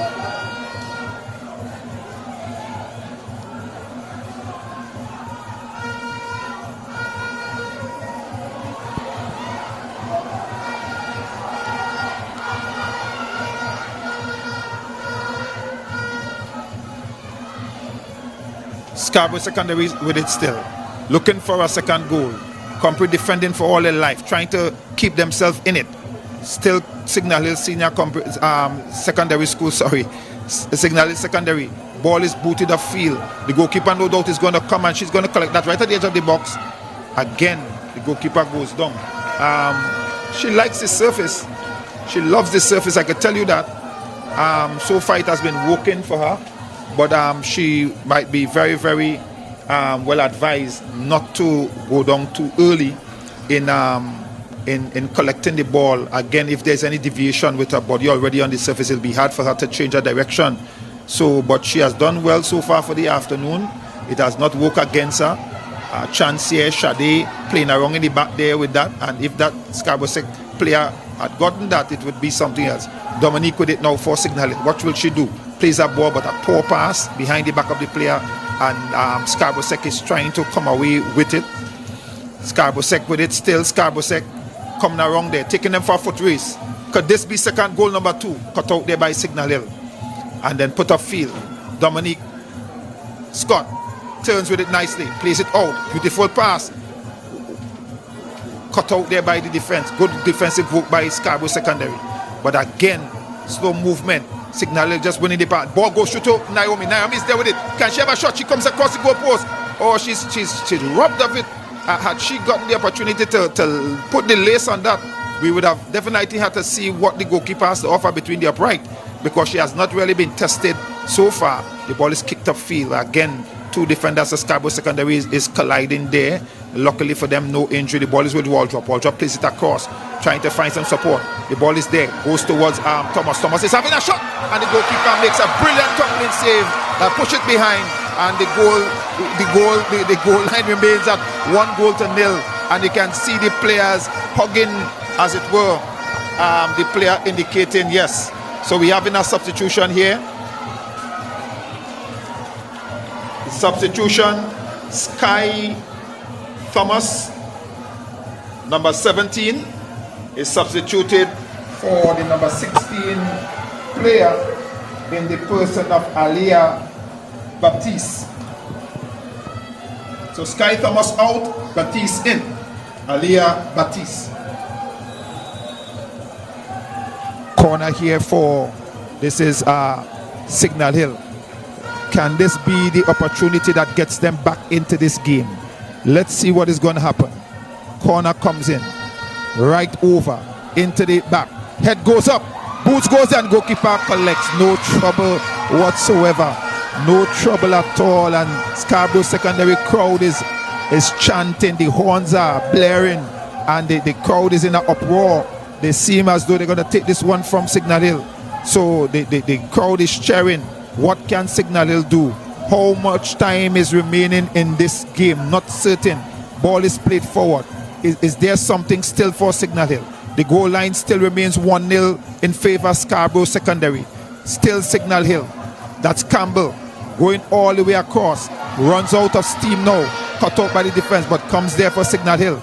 Signal Hill with the ball. Again, that touch letting them down. Still Signal Hill. Just outside the area. Booted into the air by Scarborough Secondary. Still Signal Hill. The referee whistle has sounded. And it is going to be a drop ball when the game restarts, because the number 7 for Signal Hill, Campbell, that's Naomi Campbell, is Madison Campbell, sorry, is down. So the referee sees that she's all right. He's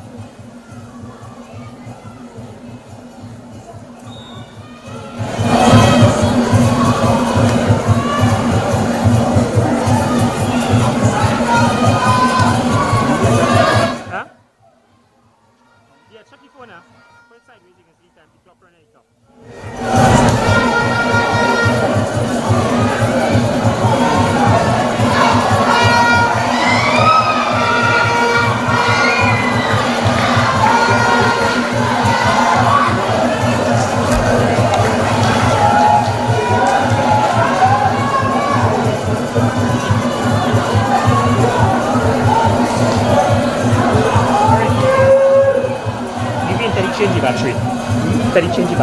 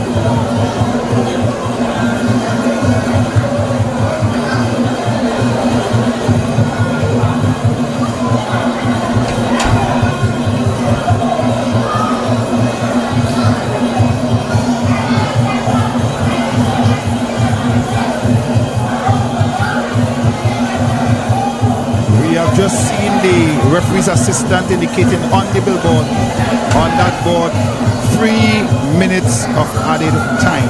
3 minutes of added time. Signal Hill has just but 3 minutes to take this one into extra time or to penalty, or they can kiss the championship, Intercol champion, zonal champion, goodbye until next year. What will it be? 3 minutes remaining.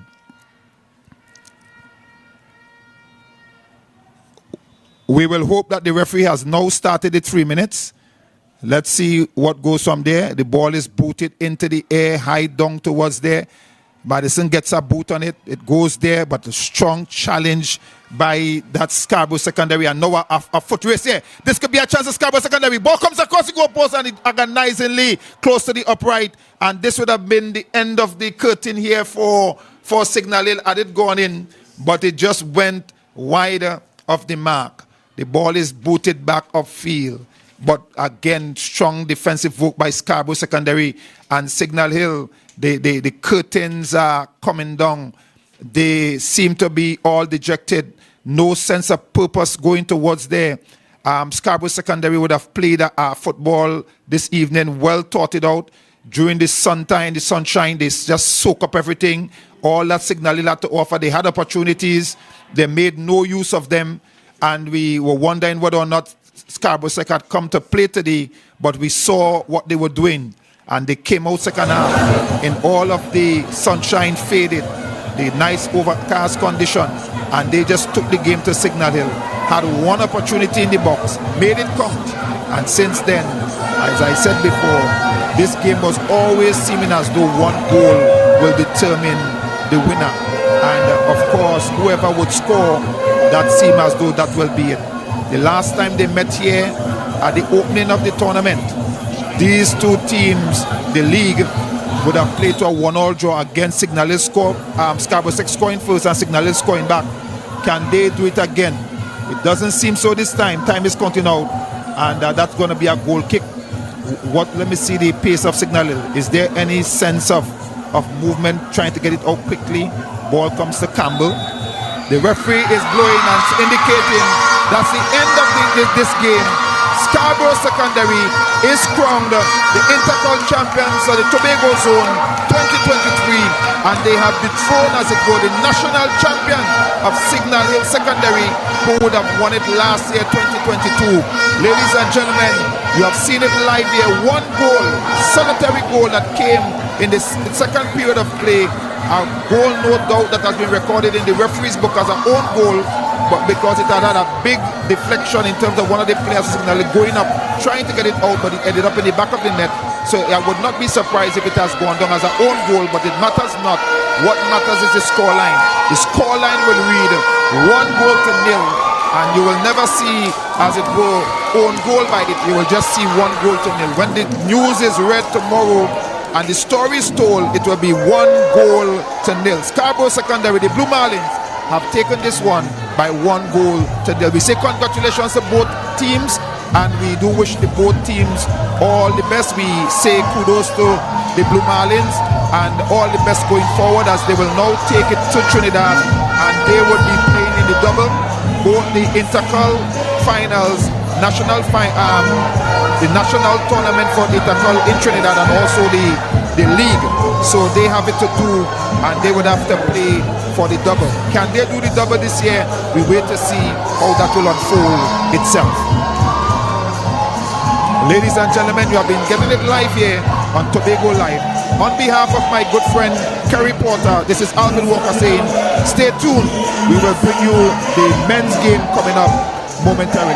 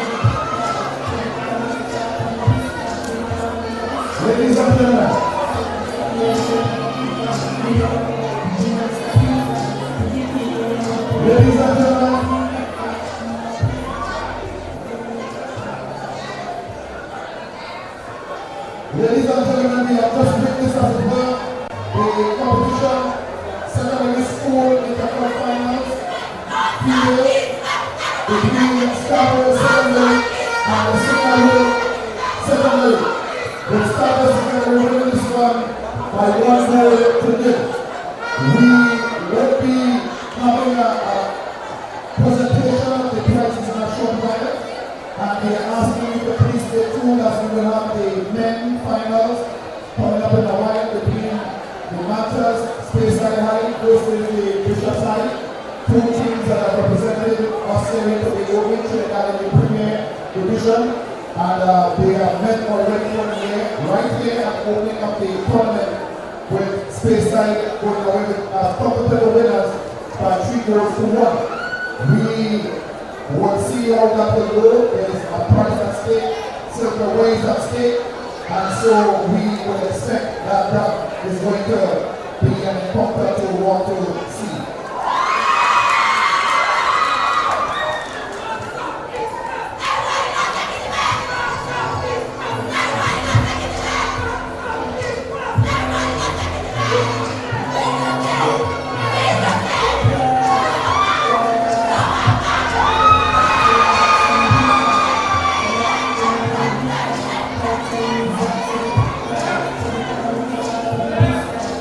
Ladies and gentlemen, so we are asking you to please stay tuned. We want to announce that the player of this first encounter, player of the match, and repeat, player of the match, the Rowley.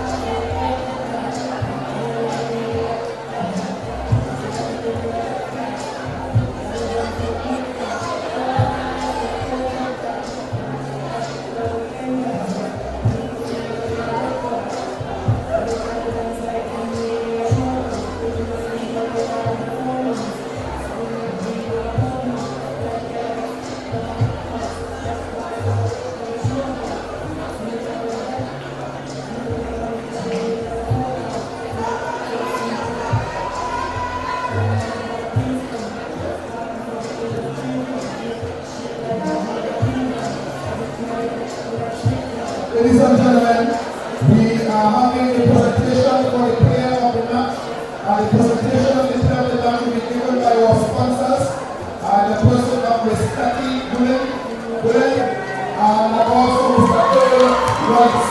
The unity of the Coca-Cola family for supporting over the years in this very prestigious competition, and you have certainly been our host, and we will say our biggest sponsor as it relates to this intercol, and we have been doing it for many years, and taking over 20 years of sponsorship, and we really and truly applaud you for your continuous support to this competition. Ladies and gentlemen, we have the president of the secondary school football, who is going to make this presentation to the winning team. I see standing with him is Ms. Sienna Blackman Walsh, who is our second vice president of the SSL and the signature of the Tobago zone. Ladies and gentlemen, crowning the champion for the Intercol 2023 zonal champs here in Tobago. They will be hoping to carry this forward down to Trinidad to become national champion. Ladies and gentlemen, put your hands together for the Blue Marlins, Tobago Secondary School in 2023 Tobago female champs.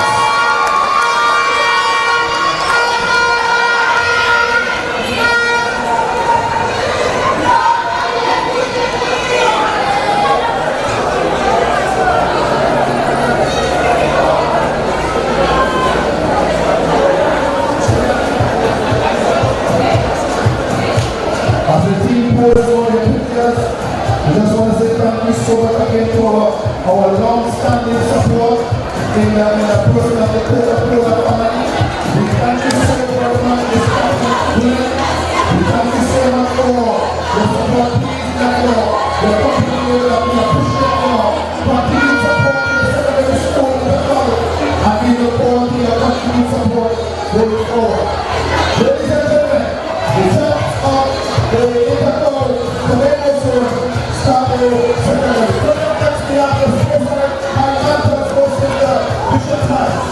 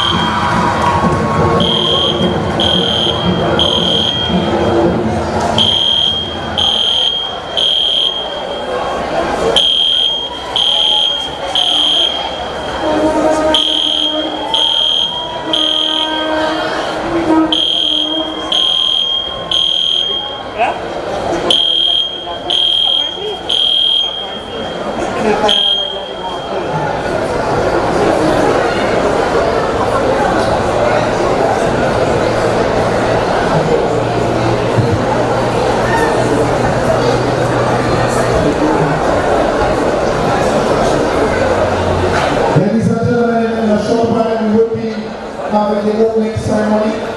But while we are waiting for the opportunity, also welcome to this secondary school Intercol finals, the men. And we are happy to have with us this afternoon the Honorable Chapter Control Lewis, who is our Minister of Sport and Community Development. We are happy to have you with us this afternoon, ma'am. Welcome. We are also happy to have with us this afternoon Councillor Orlando Kirk, the Assistant Secretary of the Division of Education, Research and Technology. We are also happy to have with us this afternoon Mrs. Diane Barker Henry, Administrator of the Division of Education, Research and Technology. We are also happy to have with us this afternoon Ms. Candice Barrow, the Physical Education Curriculum Officer, Division of Education, Research and Technology. We are also happy to have with us this afternoon Mr. Maruri Gonzalez, President of the Secondary School Football League, and from his executive also here with us, our very own Sian Blackman Walsh, Second Vice President of the Secondary School Football League, and the Secretary Treasurer for the Tobago Zone. Ladies and gentlemen, in a very short while from now, we will be having our teams presented to us. We will have the national anthem played for us by our DJ, and subsequent to that, we will have the meeting of our team, and that will be done by the SSFL President, Mr. Maruri Gonzalez, and the Second Vice President, Mr. Sian Blackman Walsh, or Second Vice President of the SSFL.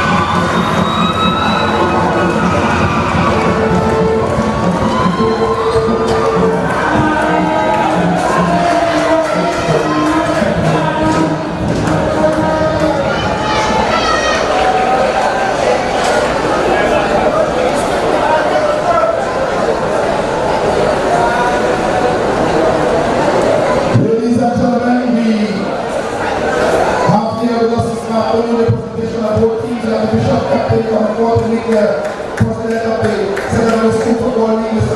Miri Gonzalez. We have also the Minister Chandra Control, Minister of Sports, Control Minister of Sports and Community Development.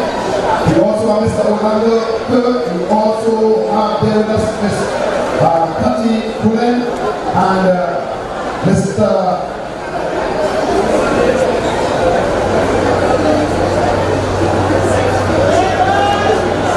Wallace. They will be greeting the teams along with our second vice president and the person of our very own Ms.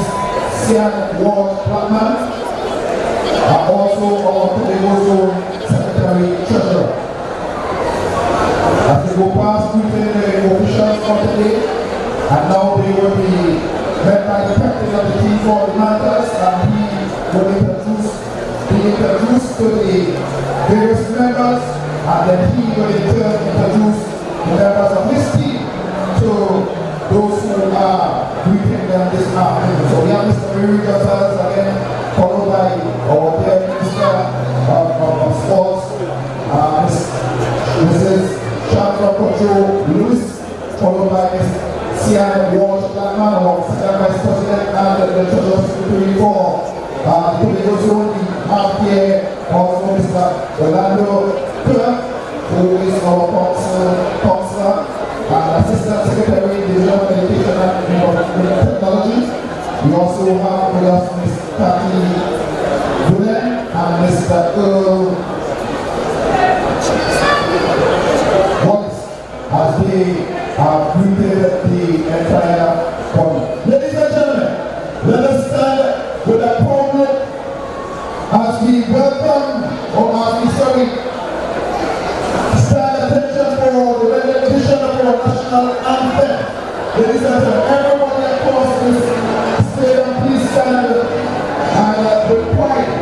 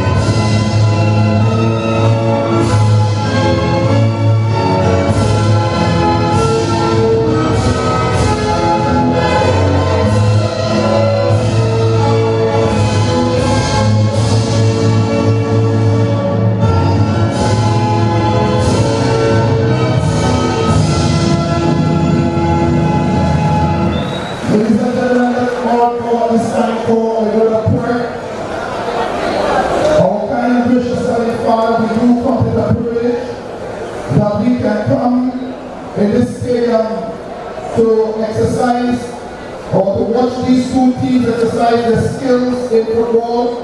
We ask God for your blessing upon everything that will be done here this afternoon. We are praying God a special protection over the players to keep them from everything that will be seriously injurious or fatal. We ask God, Lord, that you will bless our minister, the secretaries, our sponsors. We are praying God your blessing over our secondary school football president, our second vice president, and all our dignitaries that were invited here. We ask your blessing. Even upon the spectators, we ask God that everything that will be done today will be done in a sense of fairness. We are praying God that there will be a sense of loyalty towards our football and our football development. We thank you for all our officials, and we ask your blessing upon them even as they carry this game. They will treat it of fair favor, malice or ill will. We thank you, God, and we bless today's proceeding in the name of the Father and the Son and the Holy Spirit.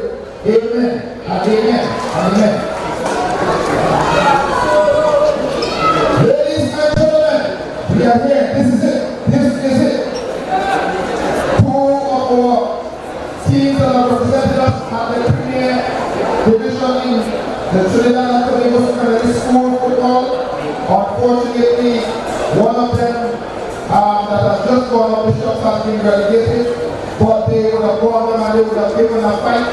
When these two teams met here earlier at the start of the season, the opening match, we would have seen Mantas pulling away with a 3-1 victory.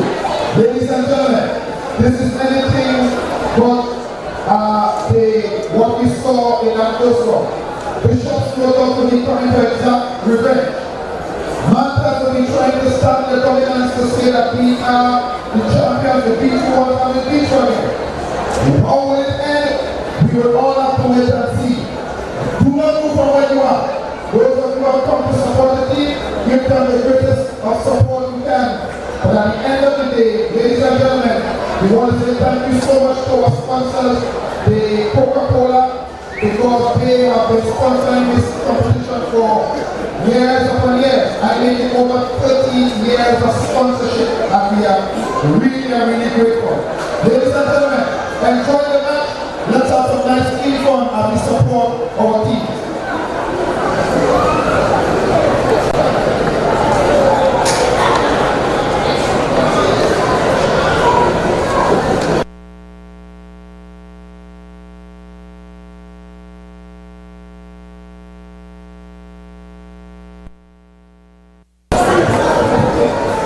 Ladies and gentlemen, the lineup for this afternoon, we have the Speyside High in goal, Makaya Taylor, wearing number 1. Captain Kaylan Batiste, number 2. Orlando Jack, number 3. Mills Johnson, number 4. Nkosi Kwashi, number 5. Adriel Dalrymple, number 6. Cheyenne George, number 7. Riquelme Philip, number 10.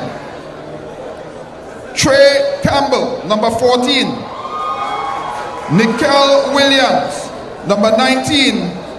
And Jaheim Trim, number 21. Ladies and gentlemen, for the Bishop's High School,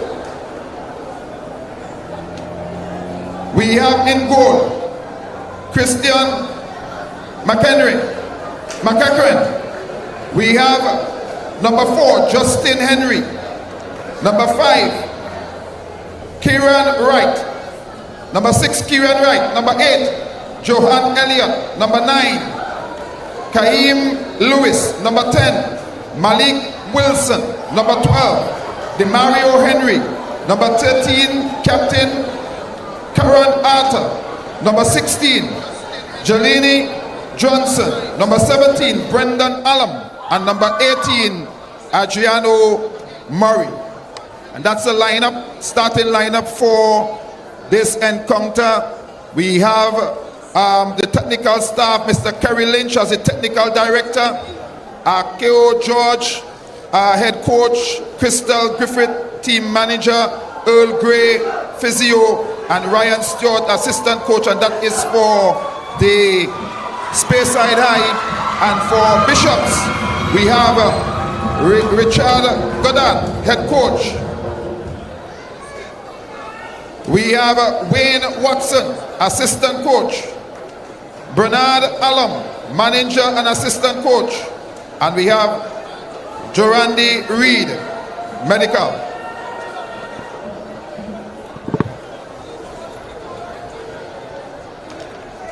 Welcome back if you are joining us live on Tobago Live, and we want to shout out all those who have not braved the inclemency of the weather. It's very small portion of it though. Very beautiful weather out here. Nice condition for playing football. To come out, those of you who are looking online because you were tied up one way or the other and you couldn't be out here in person, but you are looking online. We want to welcome you, those on Facebook and maybe YouTube, wherever you're joining us from. This is Tobago Live, and we're going to try to keep you as entertained as we possibly can in this encounter. Already we have Bishops trying a long-range shot, but not going to trouble the goalkeeper at all for Speyside. Mantas, as they both are coming out of the Premier League, and Speyside doing enough to stay up. Unfortunately, we had Bishops coming, being relegated, and so they are back down to play in the normal secondary school league competition, whereas Speyside will continue to enjoy their stay up and their reign on the top there in the Premier Division. But these two teams met earlier. As I was saying earlier on, Speyside would have won 3-1, and that was the start of the league, and it was the initiation of Bishops High into the Premiership competition. But that is all said and done and dusted. This is where there are what we call silverware for the taking, and we're gonna see a different maybe Bishops and a different Speyside here today, and we want to see who will draw first blood. Speyside is with the football, playing it around. The color look very, very outstanding. I mean, you walk into the stadium and you want to give them a support one time because of how the colors look. Really, really beautiful kit of uniform. Bishops is just as equal in terms of their color, even though Speyside might be a little bit more outstanding, but I love the Bishops color as well. To see them both on the field together, wow, a nice blend and array of colors. But we have an infringement here very early, committed by the Bishops team. The referee was right on spot to see it, and so we're going to have the first dead ball situation that usually can pose some threat to any team defending, and the direction it's coming from is also a trouble direction, because it's a ball that will be curling across the defense, and defenders hate those balls, and they would be trying their best to defend. Ball comes in, curling around to the back post, head goes up, headed inside. Bishops is clearing off the line there, beautiful downfield, but only as far as the Speyside, still Speyside with it, and they're coming right back in defense. Speyside going right back, even further back to goalkeeper. Beautiful. So they're keeping possession of it, trying to play it around, looking for the opening here and there. Bishops will know that this team would have played against them and would have done well in terms of beating them 3-0, and so they are going to come out wanting to look a better team, and they're in a better position. Never mind that they have been relegated, they're in a very better position in terms of the amount of games and against better teams that they would have played in the Premiership. So they should be giving us something more than we have seen in that opening game when they were just the new kid on the block. They have been up there, they have faced up against it, some of the top teams, Presentation and all of them in Trinidad, and so they have some history to add to their list of good things for the school. Nice save by the goalkeeper, no problem. It was going away from goalpost anyhow, but just avoiding it going behind for a goal kick. He was able to gather and sending it upfield. That is going to go into touch, no doubt. The referee's assistant flag is already in the air, indicating that the ball had gone into touch. Remember, with football, it's the entire ball going over the line, and no doubt, short figure, the ball would have gone over him. The referee says an infringement there against Speyside. Just more body contact before the ball was actually there by the player, and the referee was right on spot to say no, none of it. We're going to give a foul there. We would hope to see the ball do more of the talking today than the referee's whistle. We would want to see the ball flow as much as possible. So Bishops with their opportunity now for a set play. Ball curling in towards the back, wrong the back post, head goes up, goalkeeper comes out, plucks it out of the air, no problem. He made that look simple. Simple enough indeed. Then starts it from the back. Speyside with it. Going forward. Still Speyside. As they come down right back to the goalkeeper, maybe to change the side. They still go back to the right side.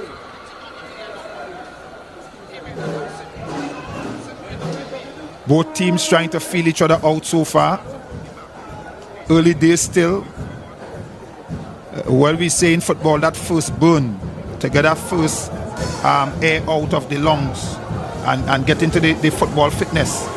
This is the period now, everybody playing against everybody. Strong challenge coming in there, but one back by Speyside, and then clearance in the back by Bishops. Come downfield. And Bishop doing well going around there. That small man did well going around there, but then hit the stone wall and he took a tumble.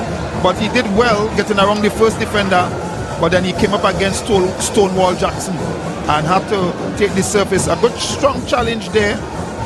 And when you have a diminutive figure, you got to watch those giants that Speyside has in the back. You can't run up against those giants. Goliath did kill David, but you got to watch it here. The referee is asking the player to exit the field as he's showing some discomfort with something maybe he had gone into his eye from the surface, maybe some sand. But it's Bishop's throw nonetheless. Can he get it into the box? Can they set up what is an opening opportunity? The ball is thrown in long inside the box. Head goes up. Shot coming on goal, but over the bar. So still 0-0 here. Early days, still just about 2 minutes or so into this so far. Maybe 3. Early days still.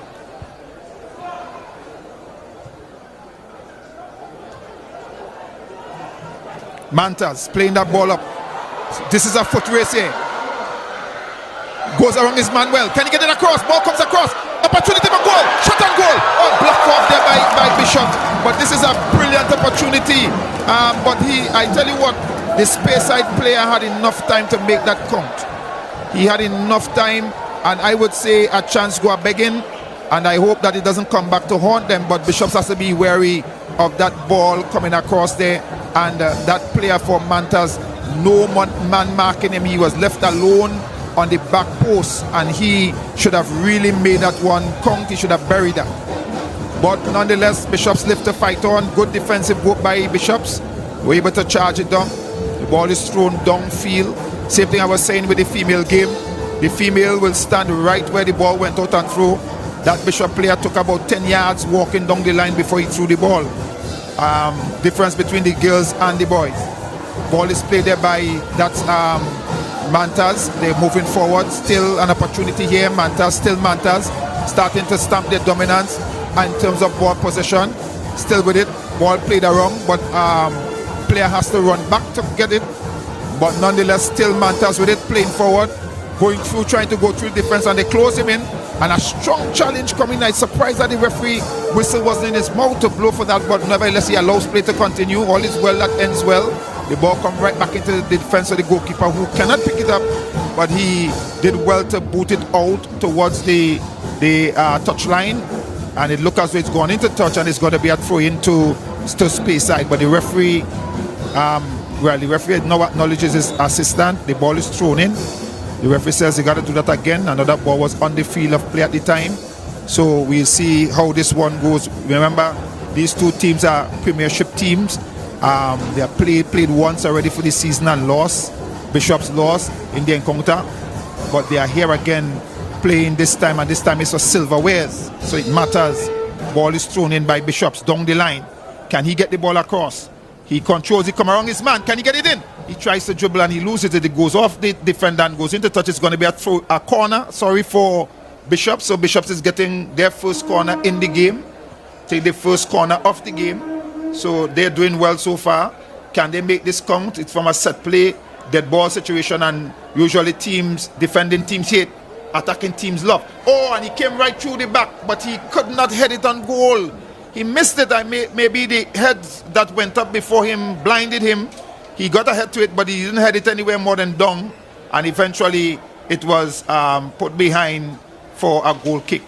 So Mantas moving up there with it through the center. Still Mantas. And they have done enough to stay up in the Premier League. They have done so for years now. Maybe about 4 or 5 years they have been playing in the league and have done well to stay up, making Tobago proud. We will want to see one of these days they lift the trophy as being the champions, but for now it has not happened. But we're not ruling it out. It can happen, and we wish Mr. Kerry Lynch all the best in terms of success with the team going forward, that one of these days they may very well lift the trophy.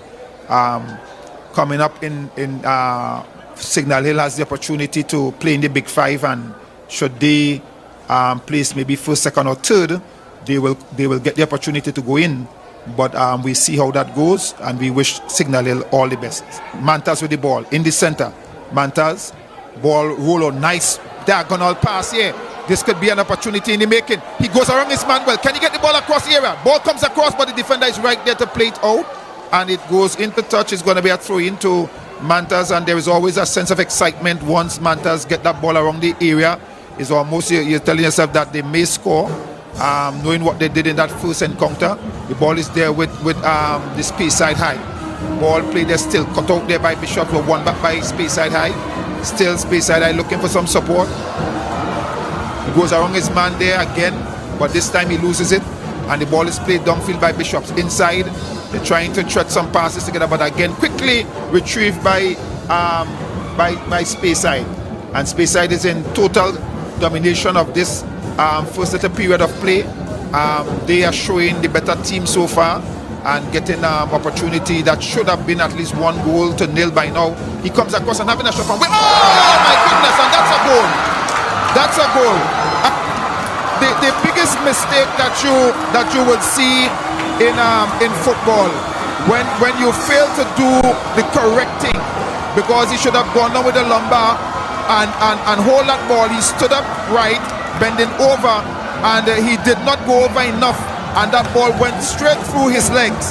And all the players on the team should be aggrieved, and quite rightly so, because the goalkeeper would have let them down. That's not the way you collect the ball, and the ball was kicked from so far out, coming straight to him. The surfaces are smooth as maybe one of those Sponge Cold Cream advertisements, as smooth as, and he allowed that ball to go straight through his legs. Wow, to be coming from a position like that, not a good look at all. But Bishops will have to dig themselves out of the hole that they have gotten themselves in. Nobody to blame but themselves.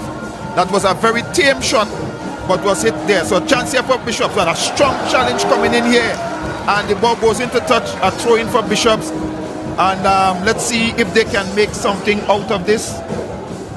You started the game and you're hoping to hold Speyside as long as you possibly can. When you give up a goal as easily as that, it puts you under a lot of pressure. Ball thrown in towards the box, head goes up, headed away by Speyside, no trouble. Still Speyside high with it. Strong challenge there by Bishops. Bishops is with it now. Still Bishops. Ball played across, but deflected there nicely for Speyside. Again, Speyside is coming forward. This is an opportunity here. There's a foot race on. Can the defender get there? Nice strong challenge coming in. But the player for Speyside managed to still keep possession. Can he get the cross and he plays it back? Opportunity here to get the ball across. The ball comes across. Goal. Opportunity here. This could be a chance at goal. Goalkeeper makes a brilliant save. Brilliant save. But again, Bishops is living dangerously there in the back. And I tell you what, Bishops will have to be very, very careful that they do not put themselves into further trouble. And this game looks as though it could have some goals in it if Bishops continue to play the way that they are playing. And so you see the goalkeeper having letting a goal slip through his legs. Came to make a very brilliant save from very close, from a very close advantage in terms of a shot, and he had to get himself into position, and he did enough to get it out. Whether it came off his hand or his face, but the thing is that not too certain. He's been attended to at this time, and most of the attention seems to be around the head, so it may have come off the face. But the idea is you're a goalkeeper and you're in the goal, use whichever part of your body you can use to keep the ball out, and he has done so. Speyside with the throw in. What is it going to be? Speyside again, and the crowd roar at that time. Eventually ball goes into touch, and it's going to be a throw in. I think Speyside, not too certain what happened there, but the Speyside player just put the ball into touch as some kind of fair play. I'm not too certain, but the ball is thrown in by Bishops. Bishops is with it now, swinging it around. Still Bishops. Speyside is having a shot from outside, and why not? After a ball went through the goalkeeper's leg, you start telling yourself he may not be a goalkeeper, might be a shopkeeper. So you try from any angle. But the goalkeeper for Bishops will do well. I know he's trained by a coach who is a goalkeeper coach, Mr. Goddard, who was a goalkeeper himself and did very well in his time. So I expect him to have a very good goalkeeper, being that he has a very good coach. But we wait to see how that unfolds, as Bishops is with it now. Still Bishops playing. The ball is going forward there. Can they get it downfield? Manage to get another pass in. So they are stringing some passes together. That is going to go out. Not too certain he will catch up. Not today, not tomorrow. He managed to keep it in. Still, can he get past his man? Can he get the ball across the goalpost? He gets it across, but there are not much players in. In fact, one player for Bishops is in the box. So that was always going to end one way. In that space side was going to win that ball. I'm not too certain why Bishops is playing with their players not going in. They're playing very far from each other as though they're trying to defend. But you are one goal down. What are you defending? You need to try to pull one back. At the same time, being careful not to concede a second. But they seem to be just sucking it up. Maybe they play a Scarborough secondary kind of football, soccer ball that they can in the first half, and then come second half running. But space side is it from a goal kick. Ball back to goalkeeper.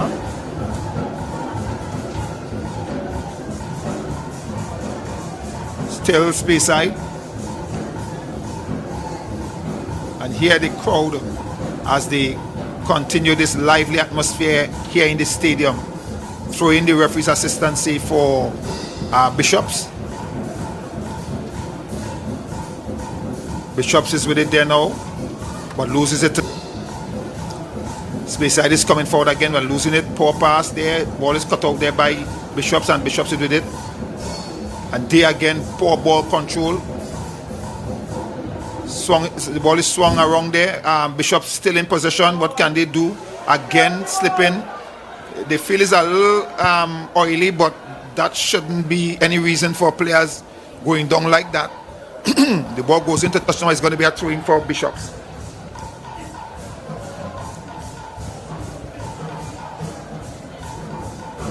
There we go.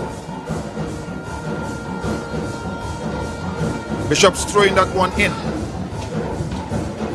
Nice strong challenge here. Bishops still in position. Still Bishops. What can they make of this as they move forward? A strong challenge coming at the right in front of the referee. The referee says no.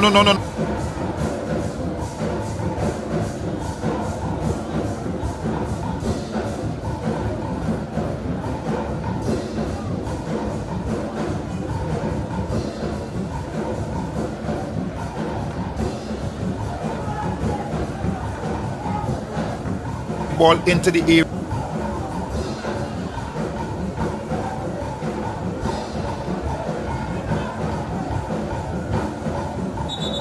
How are they going to deal with this? Everybody on the edge of the 18-yard. So good room between the kicker and the goalkeeper. Shot coming on goal from distance, but the goalkeeper is right behind it. The mistake like he's up. He was right behind it and clutches it to the chest. Vert danger.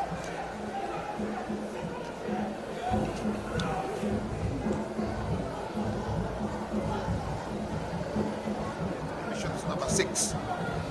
And then play there, still Bishops number 16, Johnson, playing it back. Comes back to Bishops again, still Bishops with it. Trying to move the ball forward. Number 6 there, trying to roll it around there for his number 9, but unfortunately cut out by Spacer, and then a poor pass. Oh, and this is a challenge that deserves a card, because that was a late challenge, clipping the player's leg. And usually most of the standing fouls are going to be no card event, but once you go down, once you lie down, it's usually the referee. The defender is there.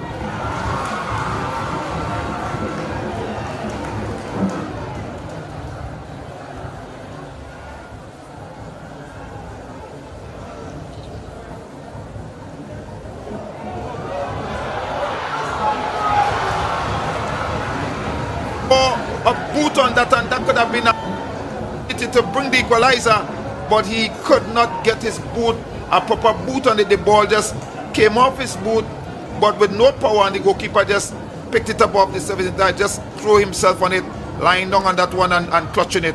No trouble at all whatsoever. So Bishop has given up an opportunity to be in this contest by leveling the scoreline. It was a brilliant ball played over the top, and the defender missed it in terms of the height of it, went over him, landed good for the Bishop player, but he couldn't finish what his team had started. Bishop's space side is with it. Deep in the half, but bringing it forward. Bishops will think that they can beat this team, but it is left to be seen. And it would be for them a feather in the cap if they could beat one of the premier teams. Having been relegated, they would feel pretty good if they can beat the team that has stayed up in the competition. Throw in here for Bishops. Midway down the side half of the field. Ball comes in towards the area. No trouble at all, goalkeeper with control.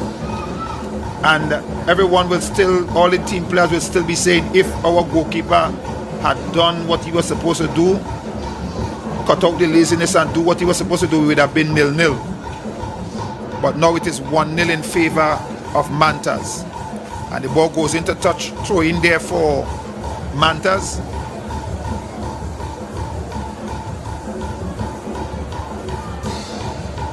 Listen to the atmosphere. Drums are beating, feet are dancing.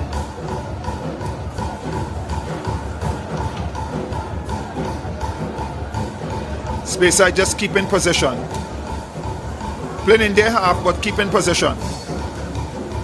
Then they try to go through the right side, but a strong challenge from Bishops there. They are in possession now. Can they make something out of it? The ball is played, a nice pass through. This could be a chance. Can he have a shot? It's a way out, but he can't beat the goalkeeper. But the idea was good, and the play was a nice play. I thought he was too far out. He could have gone maybe, and the angle as well. He had got the ball when he controlled too much to the right of the post. Being a right footer, he would have done that.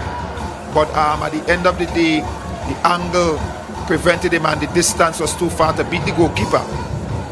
The Manta still trying to mount an attack. Defense for Bishop goes up, ball is controlled, but Mantas is moving forward again. Ball is cleared out by Bishops. They are in possession now.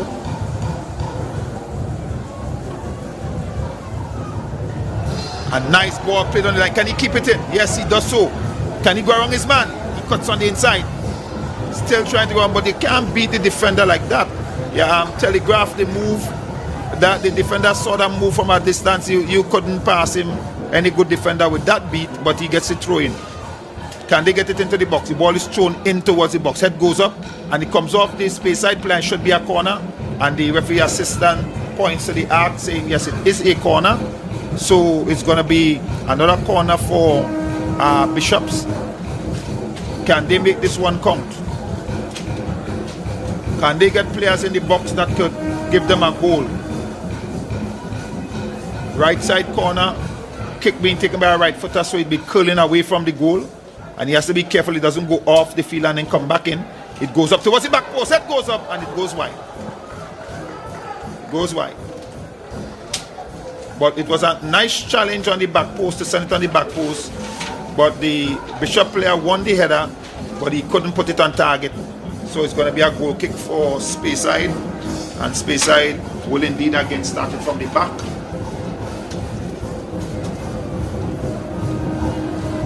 Bishops is in possession now. Bishops. Ball floated over the top. Goalkeeper comes, player goes, and the goalkeeper would always win that tussle. Always would win. He can use his hand, feet, everything. So he would always win that. Jumping in the air and plucking that one out, no trouble. Speyside. Speyside. It's been a while now since Speyside have come down into the attacking third of the field, but then again they are leading 1-0, so nothing matters really where that is concerned, because if the scoreline stays this way, even though they didn't score another and the scoreline stays this way, they will be the champions. But we know it's not going to stay that way. There are goals still, I believe, to come in this match. Ball is played in, still Bishops control, and then a poor pass, and Speyside move forward now. Can they get it down into the attacking third?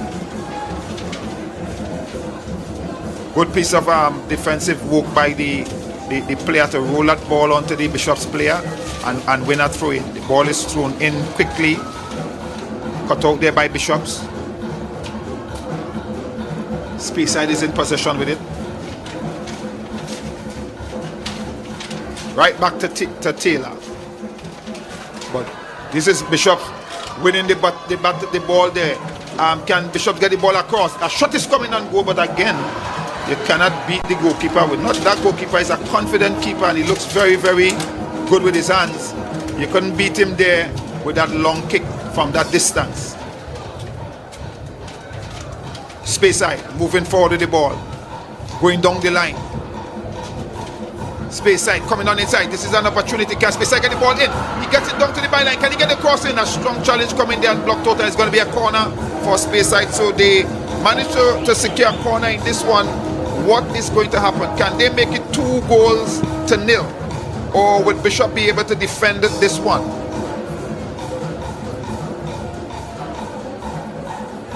Speyside still to have a player go over to take the corner. We see one man now jogging, going towards the corner flag to take this one. No doubt it's going to be a right footer. Right side, so it's going to be curling away from the goalpost. So let's see how this is going to work out.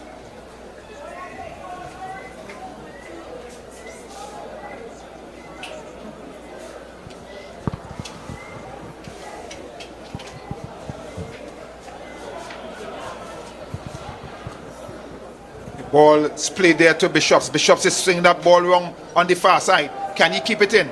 No, he cannot. So it's going to be a throw into Speyside.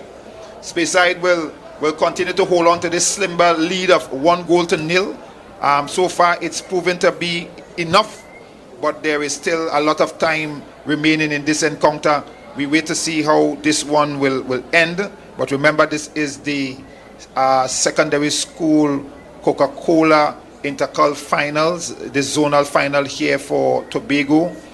Still some football left to be played because there's a national finals. I will see all the zonal finals come together, finalists come together to play in this national final. So we see how that goes.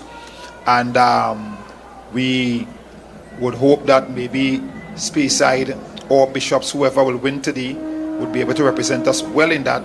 It's been a while now since Tobago has won the men's national Intercol championship. We remember the days of Signal Hill dominating this competition in Trinidad and Tobago for a while, but it has been a long time since Tobago has won this title, and we would hope that whoever wins today would represent us well in that title going forward.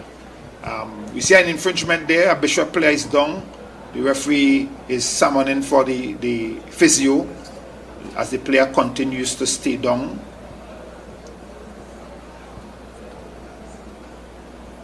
We see Coach Goddard giving some instructions to one of his players right on the touchline while his teammate is being attended to by the physio. Put it on.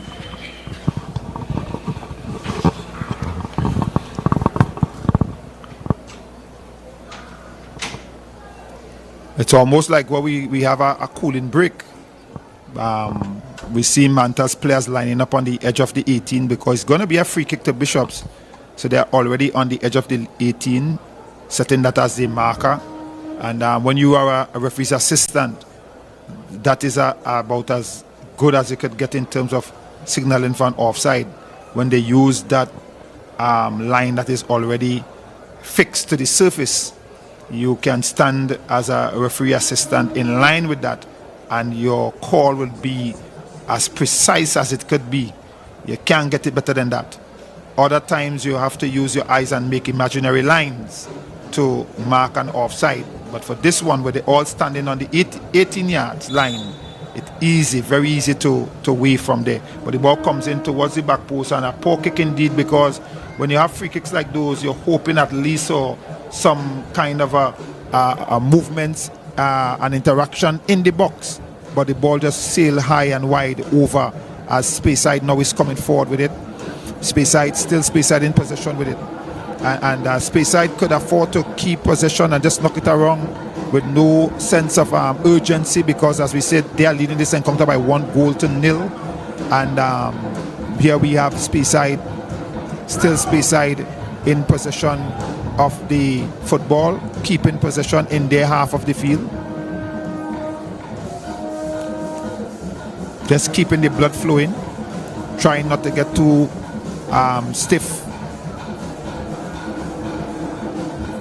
Keeping limber up as much as it can while they move the ball around. Bishops is still yet to touch the football, and now they go over the top trying to send the marker there. This could be an opportunity for Speyside, but no. Well defended there by the defender for Bishops. No trouble at all. The angle was acute. He had to try to cross it, and in so doing, it just came off the defender and tamely went towards the goalkeeper, who had no problem picking it up off the surface. But this is Bishop now to try to mount an attack. They would try to come forward now to see what they can do. Good ball movements, but a poor pass indeed. Eventually Speyside winning that one so easily, and the Bishops are making their own mistakes without being forced by Speyside to make them. And so it's as simple as that. A shot is coming from way out, it deflects off the defender and goes behind. It's going to be a corner for Bishops. But the idea to hit it from there wasn't bad. But I am not too certain what message was sent to them concerning the custodian for Speyside that maybe he cannot keep, because I find they're trying a lot of long shots. But to me, he looks very, very confident, and he seemed to be holding the ball very, very well. So not too certain who would have spread that rumor that the goalkeeper is not good, so try him from any angle and you will score. But it's Bishops with the opportunity now. Can they get the ball in? Can this be the one that pulls them back in? Ball comes over, head goes up, chances here. Oh, and again Bishops had an opportunity, but it went up begging. Three players from Bishop were standing right there where the ball landed, and none of them could have gotten a boot on it to send it. But this is a long ball by the goalkeeper. Foot race is on. Speyside is there, Bishops is there, still Speyside. Can he get the cross in? The ball is played out. Can he keep it in? He doesn't seem so. And it goes into touch. It's going to be a throw into Bishops. So Bishops is going to throw that one in.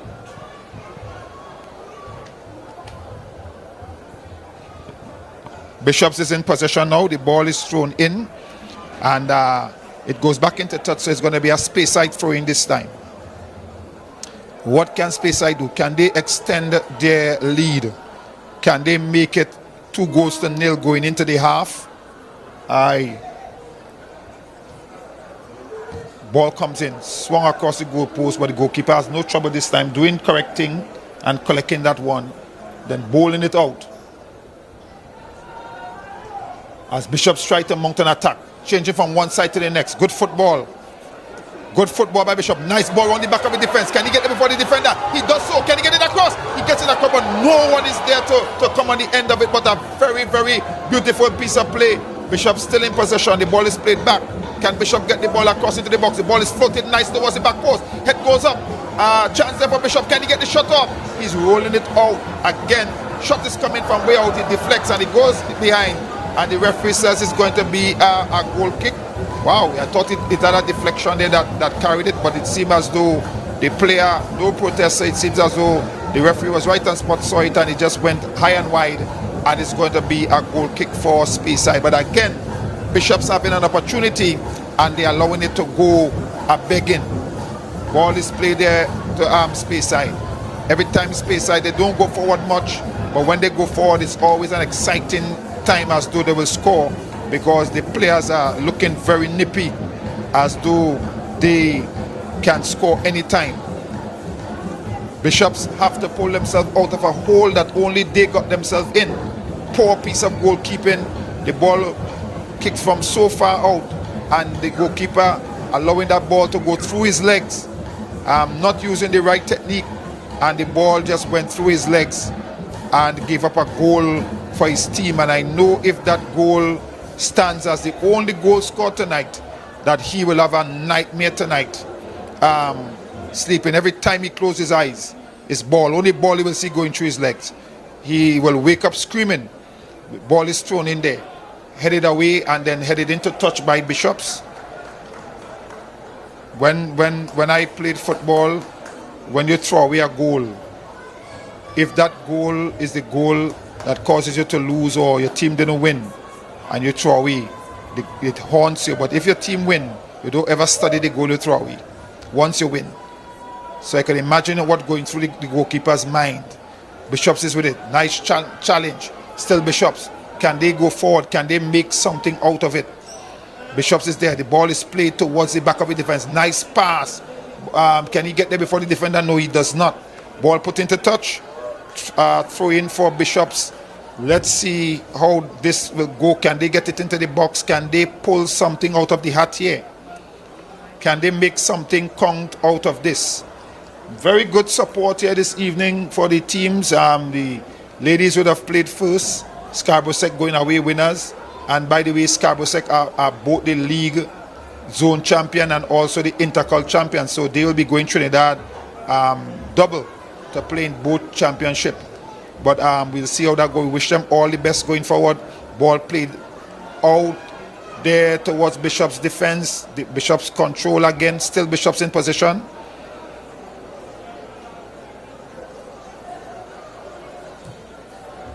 Nice pass, nice pass. Goes around the man well. Can he ever shot it? Oh, but he went around his man and then eventually tried to beat him a second time, and it was only going to end one way. Eventually he tried to stick it, maybe using more topi, the big toe more than anything else, but he was not able to get it on as it was deflected. But had it been towards the goal, had it gone to the goal, it would have caused the Speyside keeper no trouble at all whatsoever. None, because there was no power really coming behind the shot. We see a player down, a player for Speyside, seemed to be down, and he's receiving some attention. When the game resumes, it will be for a corner, as indicated by the assistant and also by the referee. So we will see how that plays itself out when that time comes. We're pretty close to the end of this first half period, so we will see how this one goes. The players are all coming to the sideline for some water and maybe a few words of advice from the coaches who are seeing the play from outside. And like a draft game, the man off the board always seems to be seeing all the moves. When you're inside, when you're actually playing the game, you tend to miss some moves. So let's hope that the coaches are seeing the move and they could give them the advice that could give them an opportunity to get back into this game. I know there'll be a lot of screaming and shouting if this game goes in at 1-0 when they go into the dressing room because of that piece of sloppy work. They wouldn't want to labor on it too much to down the spirit of the goalkeeper, but some things will be said. You got to pull themselves together as they go. Corner for Bishops. Ball kicked towards the back post again. Kick is coming on again, deflected. It's going to be another corner, this time from the other side. So Bishops is keeping the pressure on, but the corners are hanging a bit too deep. So let's see if they could get one just about the penalty spot, tempting the goalkeeper to come for it. Those are the ones that usually tempt the goalkeeper. They come in looking as though he come into the penalty spot. Goalkeeper thinking, yes, I have a chance, and by the time he realizes he doesn't have a chance, the ball sometimes is on the way passing him.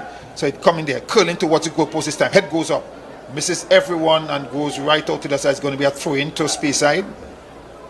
So Speyside will indeed take this one. And again, Speyside leading this encounter by 1-0. So they're not in any trouble whatsoever. And they whether they win by 3 goals or 1, the win is all they are concerned about. So the ball is there with Bishops. Still Bishops. Still Bishops. Player like he's run out of ideas there, but he managed to get it there. A nice ball along the back of the defense. And again, trying to get it across, but couldn't get the boot wrapped around it. Goes behind, it's going to be a goal kick to Speyside. And even if it had gone into the box, there was one player and he was almost like a delayed in terms of coming into the box. So still would not have created any opportunity. Speyside is with it now, trying to play the ball on the back of it, but too strong a pass. That is going to go out. No, the Speyside player has enough speed to catch it. He pulls it in. And he makes some movement that gets the crowd screaming. Ball coming across. headed there by Speyside, still Speyside in possession. Mantas holding on to possession, and again playing it right back in their half. No trouble, no trouble. Trying to create some space, no doubt. Trying to catch Bishop's defense flat-footed. Still Mantas. Still Mantas. Right back, going right back. Goalkeeper getting involved.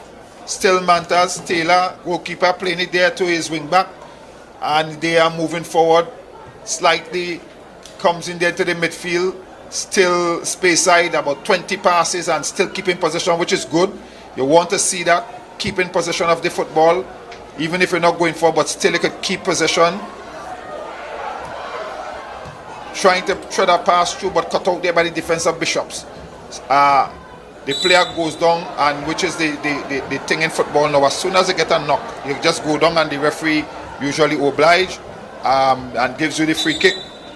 The referee is saying to the Mantas player to come off the ball as he's impeding the start of play, and he has to be careful with that because he could be carded for that. Any player who impedes the start of a play, especially from a free kick there, you could get yourself in trouble, a card. Ball is there. Bishops, can they get it into the box? Goes towards the head, but edge of the box headed away, and a shot coming from way out. It's almost, and that's from the captain, almost like a desperation shot coming from way out. That's Karen Arthur, the captain, it looks like, but didn't trouble the goalkeeper at all. And it would appear as though Bishops lack the confidence to beat Speyside, so they as though they are afraid to go in, so they are taking some shots on way out, and I have only seen that kind of attitude when you meet a team that the goalkeeper, you know, not good at all. So you say kick from any angle, kick from any angle. But the Speyside goalkeeper looks very, very competent. So I don't understand why all this long range shooting. Again, Speyside is playing so deep in the half that even when the ball goes over into the Bishops half, there are not much players. The ball is coming right back at them, and all the players, or almost all of them, are still in their half.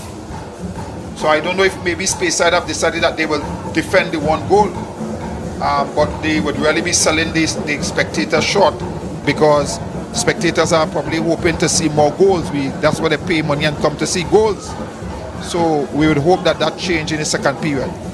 The ball is moved forward there by Bishops. A strong challenge coming in there by the Bishops player, but luckily the ball still is with Speyside. Speyside working it from the back. Still Speyside playing it forward there. Can he get the ball down the line? He does so. Can he beat the man? No, strong tackle, and again a stronger tackle coming in there, and the referee says it's going to be a foul. Is it a foul? It would be a foul, because once the referee sung this whistle, because usually the referee wouldn't blow when that ball goes out for a throw. So if the whistle is sung, that means it's a foul. So there's going to be a foul there for Bishops. Ball to be taken by the captain, Mr. Arthur. He plays it back in defense, and then they go to the other side. Why not? Coming forward again. A long pass over the top of the defense. Can he keep it inside? He does so, gets around his man, but he's good backing up by the defender there for Speyside and putting it into touch, but just making sure that they keep the clean slate. They would want to. The time is counting down, very close to the half time, and they are hoping to hold on to this 1-0 going into at the end of the first half. A bit of defending there that had the ball going in the wrong direction, but Speyside managed to keep possession and come away with it. But again, Bishops is taking it away, but Speyside just does the favor, taking it back, and then it's one take and the other. So we're seeing there now where the referee assistant has placed his board in the air, indicating we have 3 minutes of added time. 3 minutes of added time for this half.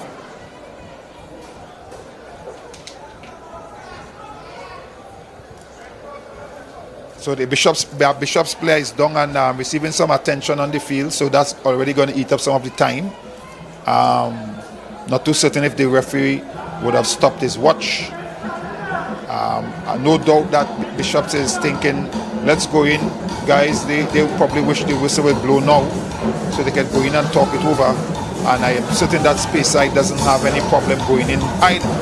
So they might probably well tell the referee, let the time run, yes ref, and as soon as the time comes, just blow.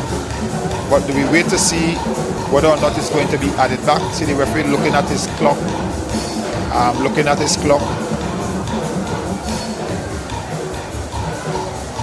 And the player is shown the touch line by the referee, and he is limping off. I trust that all is well with him and that he can at least come back in the game, if not in this half, or just a few minutes remaining, but at least in the second half.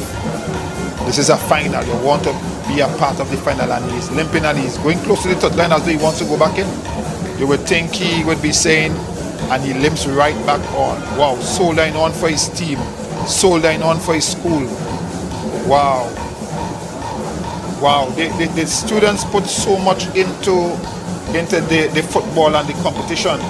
It's so unfortunate that sometimes when after all is said and done and everything comes to a close, that sometimes they don't get the recognition even by the school for even a second chance at our education, whether to repeat or so, but that's another story. Strong challenge and going out there, and the ball goes into touch. Is going to be a goal kick. Yeah, because it deflected off the Speyside player who was trying to come around the back of the defense. But any time from now we can hear the whistle as Bishops try to bring this out of the back. Strong challenge there by Speyside, winning the ball, and the ball goes into touch. It's going to be a throw into Speyside, who is leading this encounter by 1-0. A goal that came very, very early in that first period of play here.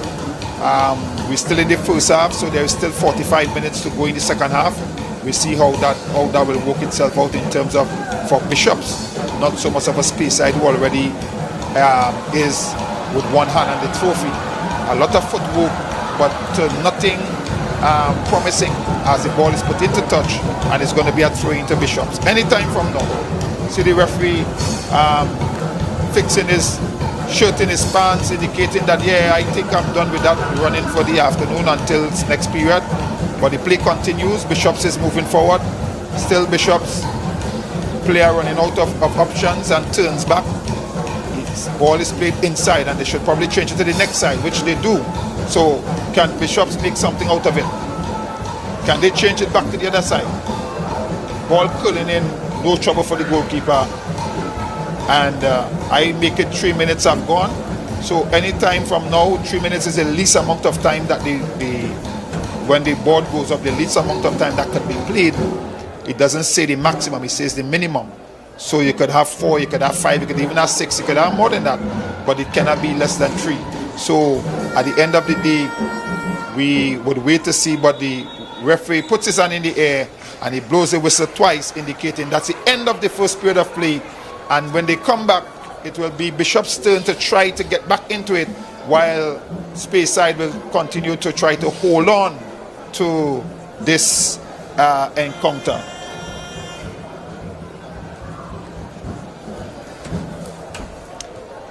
Ladies and gentlemen, we have come to the end of the first period of play. A period of play where Speyside High, the Mantas, have drawn first blood and is leading this encounter by 1-0. We will await the resumption of play for the second period, which will come in 15 minutes time.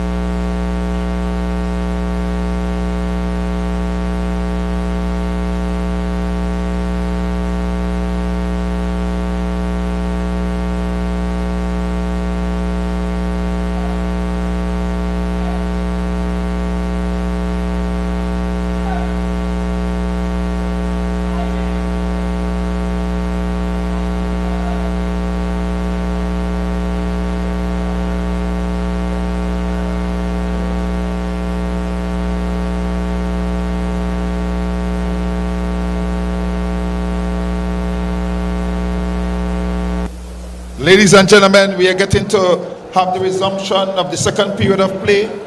Remember, Speyside High is leading this encounter by 1-0, a goal that came in the first period of play.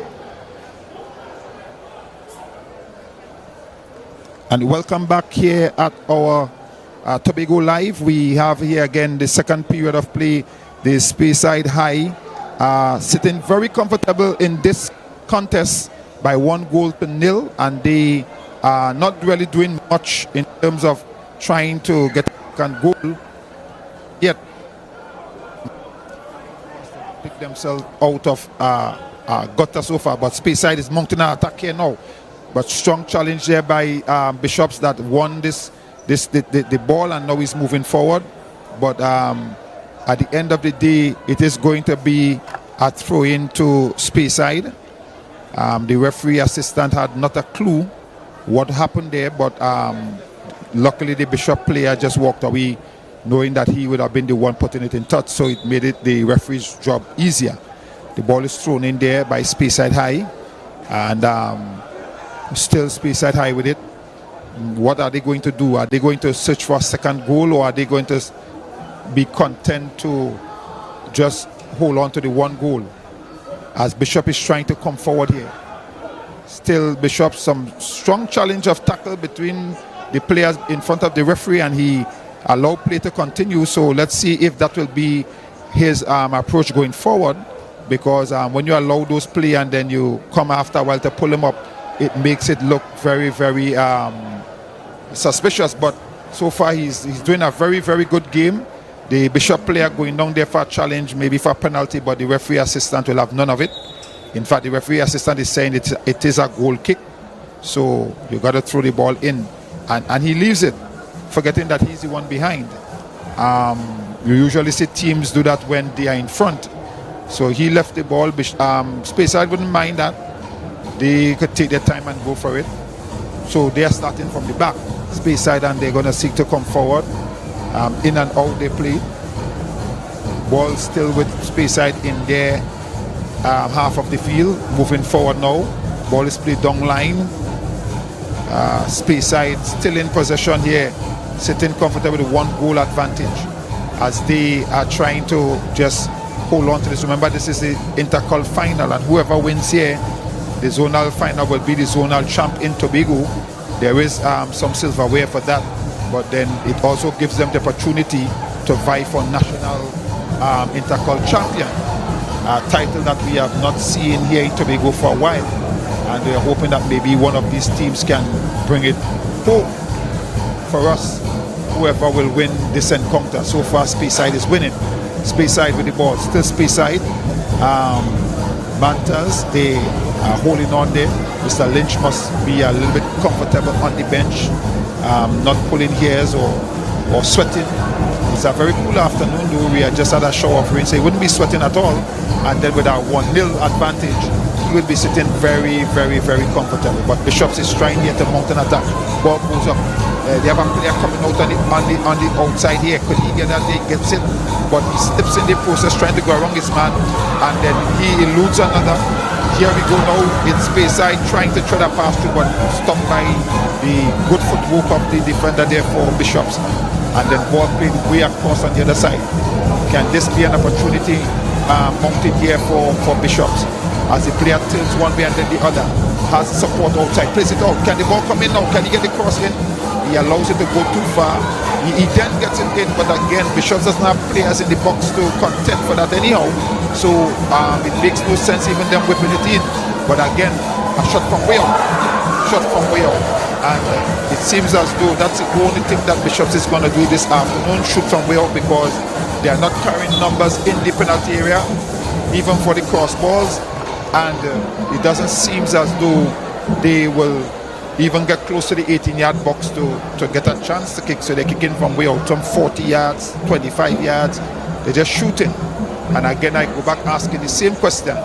What was told to them about this Speyside keeper? It couldn't be that he couldn't save, because he looks a competent chap to me. But Speyside again will try to come forward with it.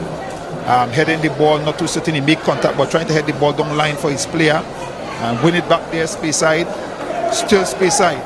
turning with it from one side, maybe trying to take it to the other. Could he thread the pass through? He plays the ball.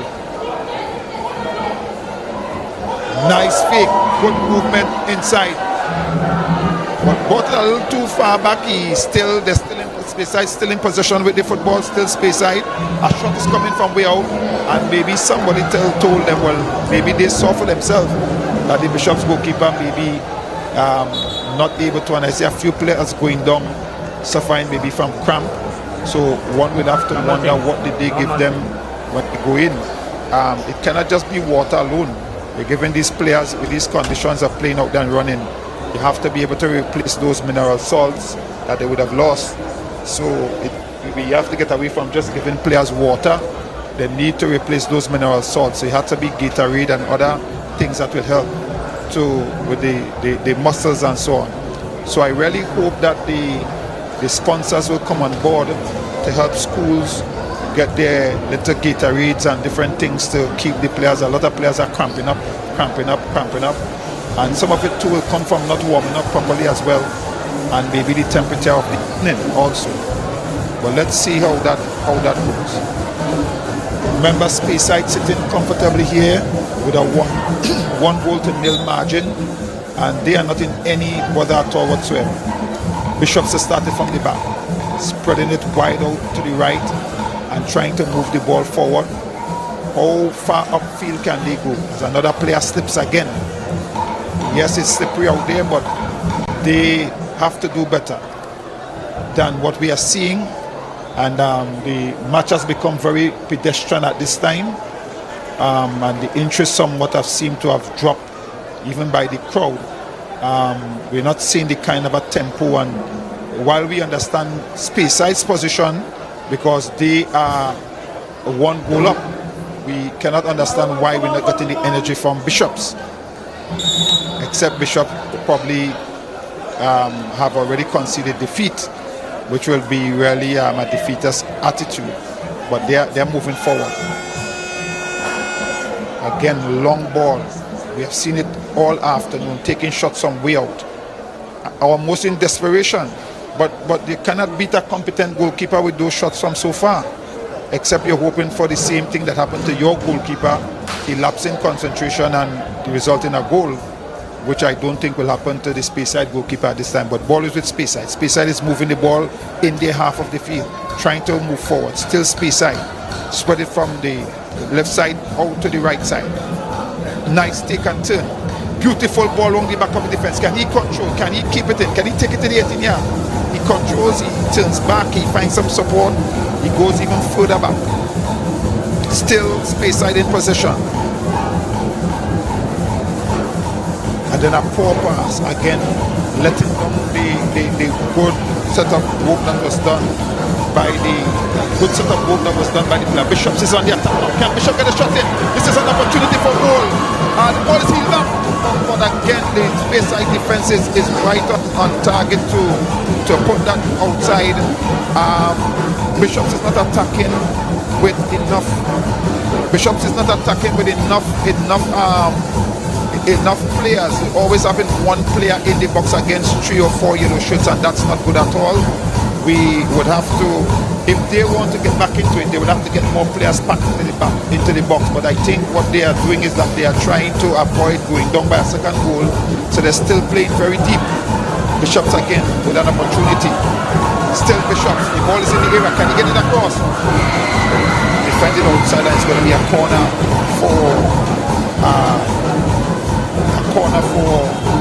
Bishops.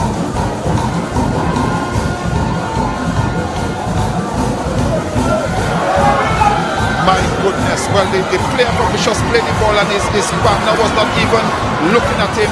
And Speyside takes the ball and goes the other way, and the ball is now kicked high to the crowd. And it's a kick of vexation because of what happened. And the referee is having a conversation with the player, and the player is walking off on the referee. We saw very recently where America had a player sent off right in Trinidad and Tobago for a similar kind of behavior. So I guess that if he was looking at the game, he would realize that those attitudes do not work on football field, and they can be carded for those kind of behavior. Ball is played quickly there by Speyside. Speyside still trying to see if they can get a second goal to bury this game once and for all, because it doesn't seem as though Bishop will score. Speyside, nice strong challenge, but again, good tackling coming in by Speyside, and now Bishop is coming forward with the ball. Can Bishop take this ball forward? Can they get a goal? Bishop is still with it, trying to play the ball on the back of the defense. Still Bishop. And he moves on the inside.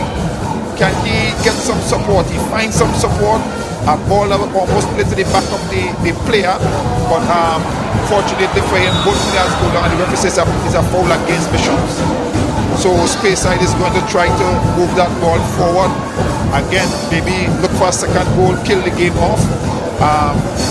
We see the referee right on spot as the player for Bishops there win this one. The ball is played with the heel. Very Brazilian kind of football, but taken away there by Speyside, as Speyside players are seeking to rough the game up a little bit. Had the ball, but the referee was not paying attention there. The player got away with it. Comes back to Speyside. Speyside is looking to come forward, but not with any great sense of urgency. Counting their passes as they come forward, still holding, maintaining possession. And now confronted there by the Bishop player, but Speyside is still holding, and then plays it inside. Still Bishop, Speyside in possession. Still Speyside as they play from right to left and right back into defense. They go. Speyside playing around with the football, enjoying this 1-0 advantage. Back to the goalkeeper. Plays it out. Comes to Bishops. Moving forward, can he get past them? No, too many players to go through, and they stop playing like a team. They're now playing like a group of individuals. Head away by Bishops, headed back in by Speyside. Again, kicked away by Bishops, but only as fast as Speyside. What can Speyside do? A nice ball around the back of the defense for overlapping player. Still Speyside with it. Fakes one way and then the next, but Bishops takes it away and he's moving forward. Plays a nice ball through. Can he give him the return ball outside? No, a strong challenge coming in from Speyside there.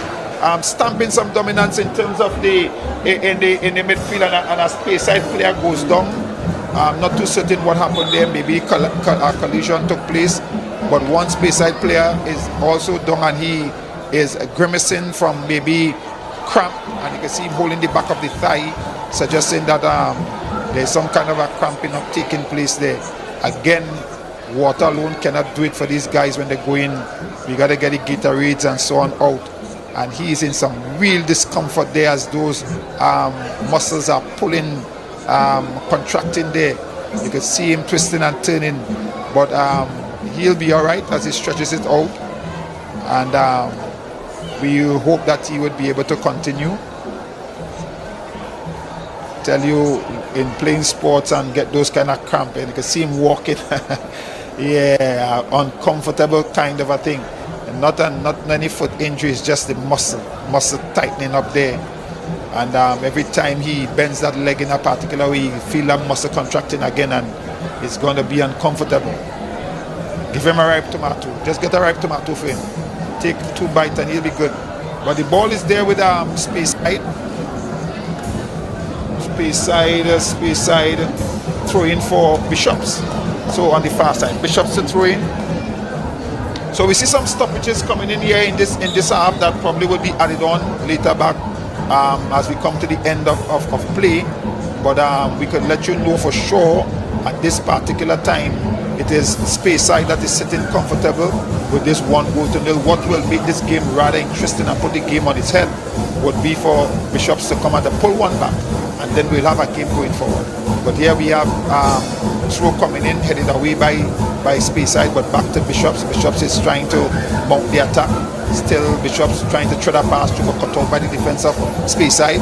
Speyside is in possession of the football now, down their left side. Speyside changing it from right, in bringing it center, maybe from left to go to right, but too strong of a pass, and it goes into touch. There's going to be a throw in for Bishops. So what can Bishops do as the time continues to tick away? Still some good time remaining in this encounter, but they need to get, if they're going to get the goal, they need to get a goal soon, as they would want to get back into this encounter and not just lose by 1 goal to nil. We already saw the earlier game with the girls or the females ending up in a 1-goal situation. Just 1 goal was scored in the entire game, and that proved to be the winning goal. Here we come, Bishops playing the ball wrong for a diagonal move, and the player goes down. The referee says a foul. The Speyside player will argue he got the ball, but the rule in football, once you tackle from behind, when you got the ball, this one, you're going to find yourself in some trouble with the referee. So he can make his case, but it was definitely a tackle from behind, and so the referee just gave Bishops that free kick just outside the 18 yards, about 5 meters outside the 18 yards, and they would want to get this inside the 6-yard box. Opportunity for a set play that could result in a goal, and I think for the crowd's sake, they would probably really would like to see a goal here to put this game into a sense of excitement. The ball is quickly played. Oh my goodness, he tried to kick with the right foot, but the left foot kicked before the right foot, and then they struggle. And again, a player goes and the referee says foul. And is the card coming out there? The referee goes to his back pocket, yellow card. So player has been shown the yellow card. A strong challenge, and now puts the ball in a good position for a direct shot on goal. It's in just off the center to the left, and if they can get a good kicker who could wrap the boots around it, then they could put themselves in a good position. We see Alvin Jones kicking one from a good distance, beating the Tottenham goalkeeper. Telling you, at the end of the day, brilliant goal that placed TNT in that position to beat the USA, even though they are still waiting for the qualification towards the Copa America. But winning the game at home was important for the team, and they have done so. So we saw Jamaica beating Canada last night, and coming from behind and going on to win by 3 goals to 2, and winning on an aggregate of away goals. Definitely opportunity, but again, opportunity went begging. Over the bar, no trouble at all, and Speyside continued to lead here by 1 goal to 0. So Jamaica has secured themselves in the semi-finals of the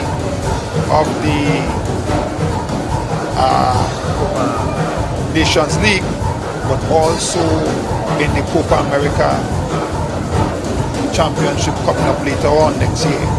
So they have put themselves in a good position to play for the finals and to win the Nations Cup.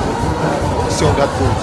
It is Bishops retreating to get possession of the football to try to mount an attack, to see if they could wipe off this 1-goal deficit that they have found themselves in due to some careless goalkeeping by their goalkeeper.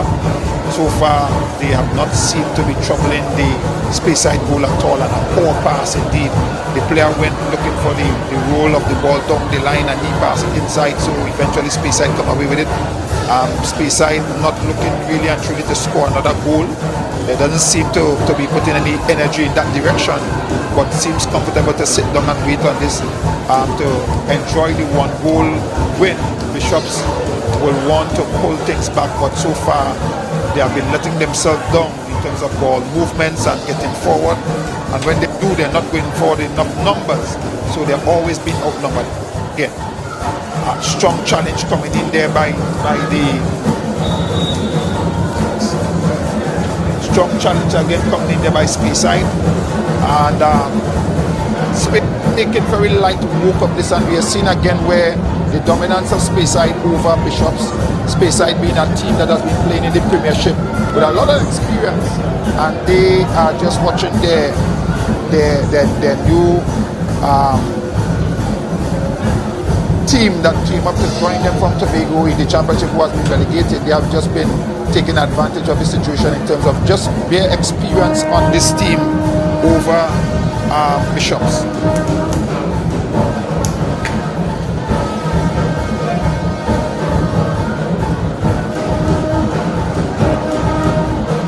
We have another player again being stretched for cramps. had it been the other way around in terms of goals, you would have definitely been saying that they're wasting time. But definitely it's a case of the team that is done, that is having the players going on for cramp, and we see some Gatorade coming out now, trying to replace those mineral salts that they would have lost. But here we go again, the space side moving forward. Can space side mountain attack? Can space side bury this game once and for all? Ball goes through. This is an opportunity for space side. Can he shoot from there? Oh, and it comes off the bar. Comes off the bar because I tell you the truth that again, with no great sense of effort, the player just casually put his foot on the ball, and we see a substitution being made there. Get it right.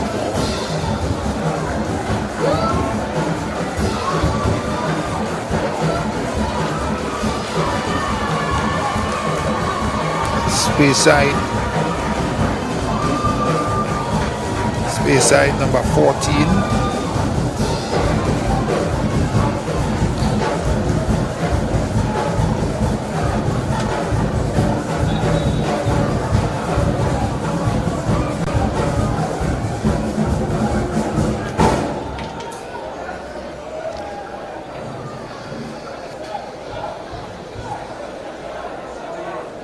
So we have a substitution being made there.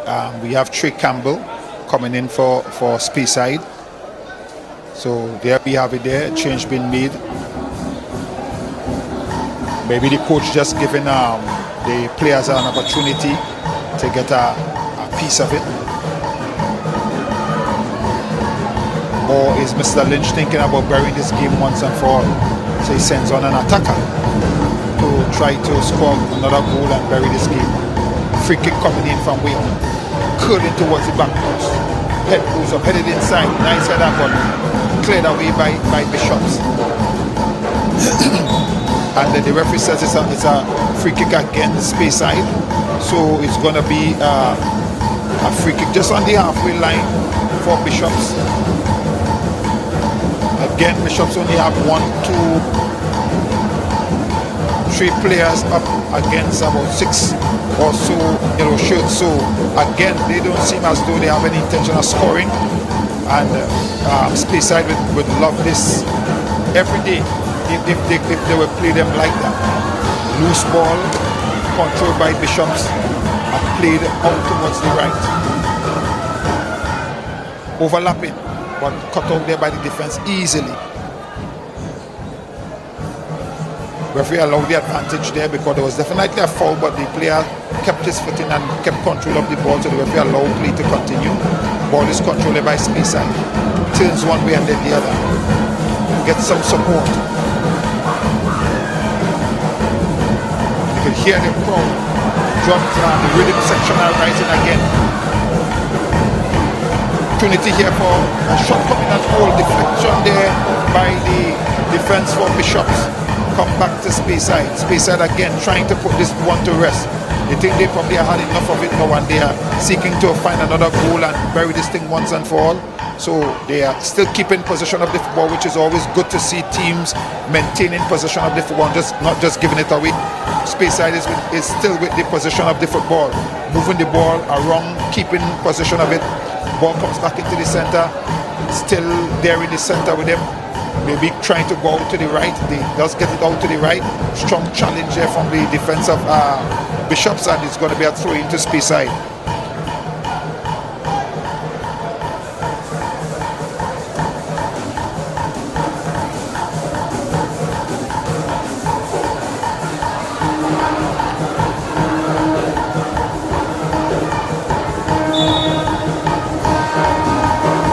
Another player for Bishops down again.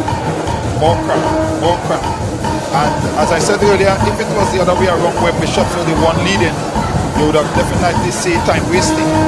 But you can't see a team that is trailing wasting time. So it's genuine that is taking place out there. And again, the players, you got to give them more than water.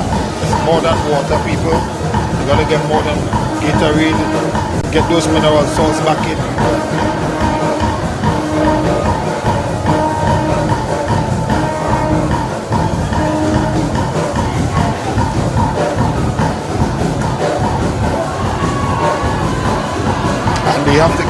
players well warmed up and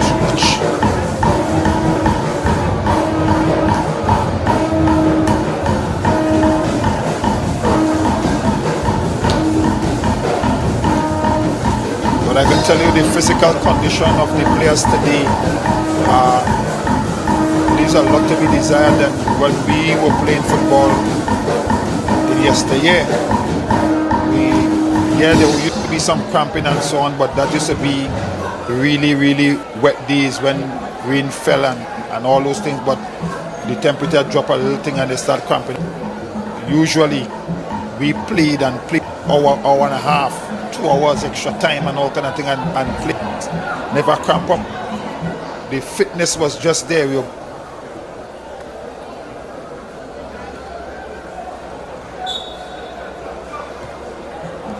Into the diet as well, what they eat. But here we go again. Bishop see the opportunity.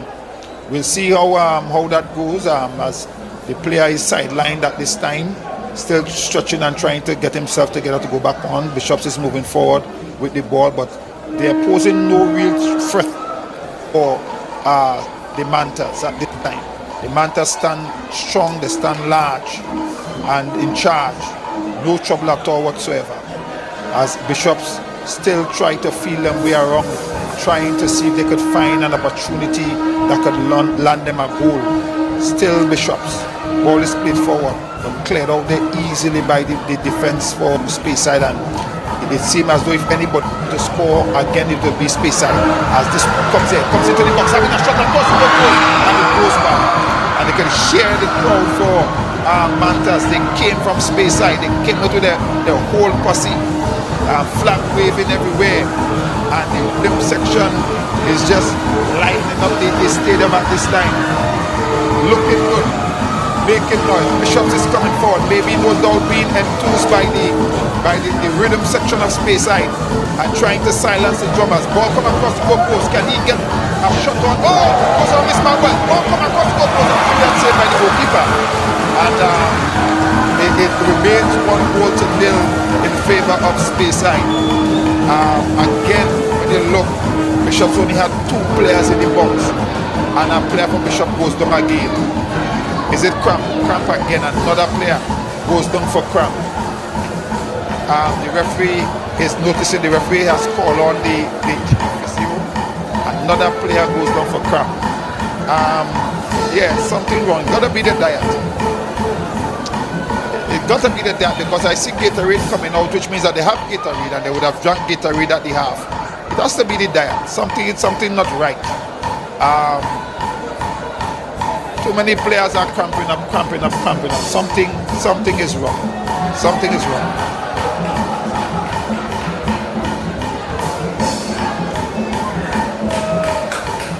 So we see Alum, Brendan Alum coming out, and we have the number 22.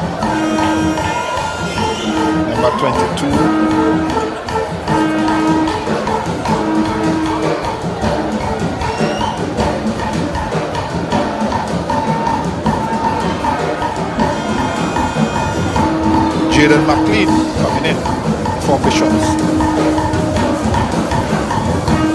So McLean coming in. Maybe it's an attacking move.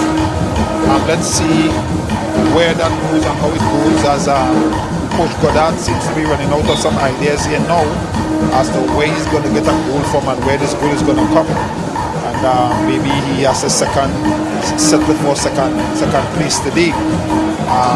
As again, we have space side very, very comfortable, and space side seems to be no trouble. They seem to have all the time on their hand to do what they have to do, and there's no bother at all. They win the ball back very easily. They give it away as easily, but they win it back very easily as well, as they would have done so, and they have won it back now, changing the play from one side to the next, and we have space side with it, or almost given away. A lot of movement of the football, but going nowhere, but still space side with it. Ball is played forward and one, a strong challenge by the defense of Bishops, and eventually goes into touch. So still 1-0 favor space side. Intercol Finals 2023, Tobago Zone. Who will be zonal champion? So far, Speyside has a hand and about 4 fingers on the trophy from the other hand. Just 1 finger to close, and that's it. Beautiful control on the chest there by the player. Very well done. Speyside just moving the ball, walking pace, pedestrian pace, no sort of excitement, no great energy, no burst, and just moving the ball around. Comfortable, very comfortable. It seems as though they have been well coached, well drilled. Yes, still Speyside, and they just having fun. They having fun now. This has gone past. Thing. This is just fun they having, and hoping for the break to pounce and maybe just bury this game. But eventually that didn't happen as the ball goes through one player, play for the other. It wasn't paying attention, and it went past him, booted up field by the Bishop's goalkeeper, and then comes back down. Still Speyside in control as the ball is played there, trying to try to pass through, but cut out by Bishops. Can Bishops take and make something out of this as they move forward? Not enough numbers forward. Again, easily controlled, handled by the defense of Speyside because of them outnumbering Bishops in the attack when Bishops is going forward. So again, Speyside knocking the ball around. Referee halts play as a player for Speyside is down. Maybe he now is suffering from cramps. Again, the players are going down. Seem as though they are cramping up a lot. And you can see those players pulling on the front of their boot, lifting toes and pulling the boot, which means that cramp. Anytime you see players doing that, is cramp. And with one player doing it, you will see that maybe it's the player. But when you have so many players cramping up, and again I'm saying it's not like if it's a night where rain falling and so on, temperatures have gone below a certain level, but it's just normal good outside temperature. Yes, a shower of well, not even a whole shower, a part of a shower of rain came, just a drizzle when the girls were playing, but we have not seen anything like rain since then. So not too certain why the players are cramping up like that. Not certain. Has to be the diet. I will conclude by saying there has to be the diet.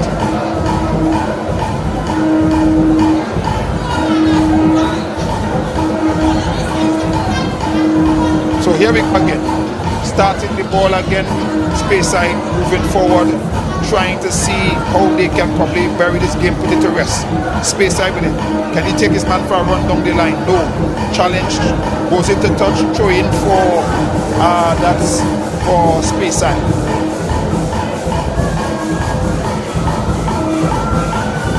Long throw in, cut out there. I tell you that the lighting is difficult. The way the numbers are written on the jerseys and the way in which the design on the jerseys, both for Bishops and Speyside, it's hard to even tell you the numbers of players to give you anything as it relates to who is playing to who. So we just got to go with the team name. Right, again a throw in for Speyside.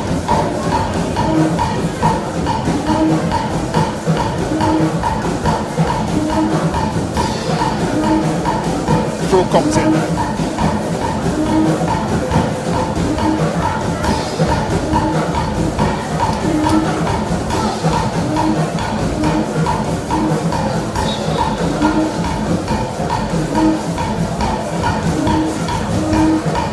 Challenge and referee whistle sounded indicating foul against Bishops. The player is still to get off the surface. Does so now. No card shown. Very friendly game being played, even by the referee. And we see players are bending over both teams and pulling on the front of the boot, indicating again cramping. And the game was not played with any great pace to say, well, yeah, they would have exerted so much and sweat and wherever. The game wasn't played with no great pace. Yes, there's some running, but at the end of the day, nothing much to talk about. I've seen faster games than this play before, with a lot more energy being exerted. But nonetheless, here we have a situation with defense for Speyside slipping, but recovering in time to get his boot to the ball and preventing any attack going forward. And a poor pass between bisecting two players for Bishops. None of them. One going forward, one trying to come back. And the ball went directly between them and going into touch. And poor piece of football by the Bishops team. Again, giving up a turnover. The football has lost its real interest in terms of what is happening out there. There's no excitement, and that's why I say maybe we need a goal from Bishops to put a little spark in this thing going forward here. Because it's just stalemate right now. The ball is with Bishops. Bishops is still trying to move the ball forward. Can they get it forward to get a goal? Still Bishops. Play from the back of the defense. Still nice ball, sending the player forward. Ball comes around there. Goalkeeper comes out and avoids any danger. A little bit too close. The idea was good this time, and they had more players or less players for Speyside in the box, which made the two players of Bishop look like plenty. But in what they are accustomed going forward, but it was too close to the goalkeeper, and danger was averted. Again, Speyside tries a long kick downfield, maybe trying to see if they could find that elusive goal that is going to bury this game once and for all. But Bishops is still putting up a fight and still punching, maybe below their weight, but they're punching still Bishops with it. What can they do? Can they come forward to mount an attack that is going to see them get back into it and maybe force the game into extra time or even into penalty shootout? Again, Speyside, no trouble.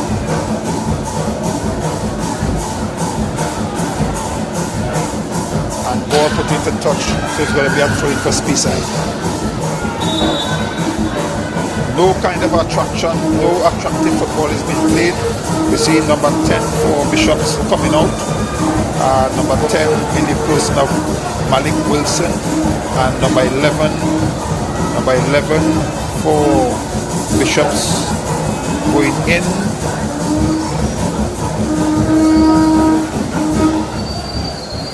Number 11 for Bishops going in.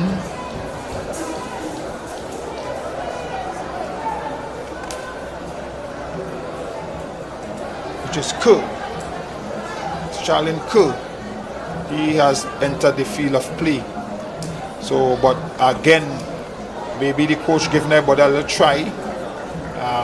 I have not seen it working in terms of any great attack going forward for them. But a shot coming in here from far out from Speyside. They now looking like the team in desperation, shooting from far. But then, having seen how the first goal scored, who could blame them? Chances here created by Bishops. Can Bishops get this in? It goes around his man. Can he get the cross in? The cross comes in, but too deep into the back post, and no one is there for Bishops. Eventually, Bishops recover it, and the ball comes back over. No one is there. I'm not too certain why Bishops is playing like that. All the players are still out of the area. Nobody going in as though they want to score a shot from way out. Not going to trouble the goalkeeper. Sails over the bar, and it's going to be a goal kick for Speyside. Another player is down. This time a player for Speyside is down. The referee is signaling to the bench of Speyside, asking for some attention there. I've never seen it like that. I don't know. So many players on both teams are going down complaining for cramps. Something has to be wrong. Something has to be wrong. We'll see how that goes.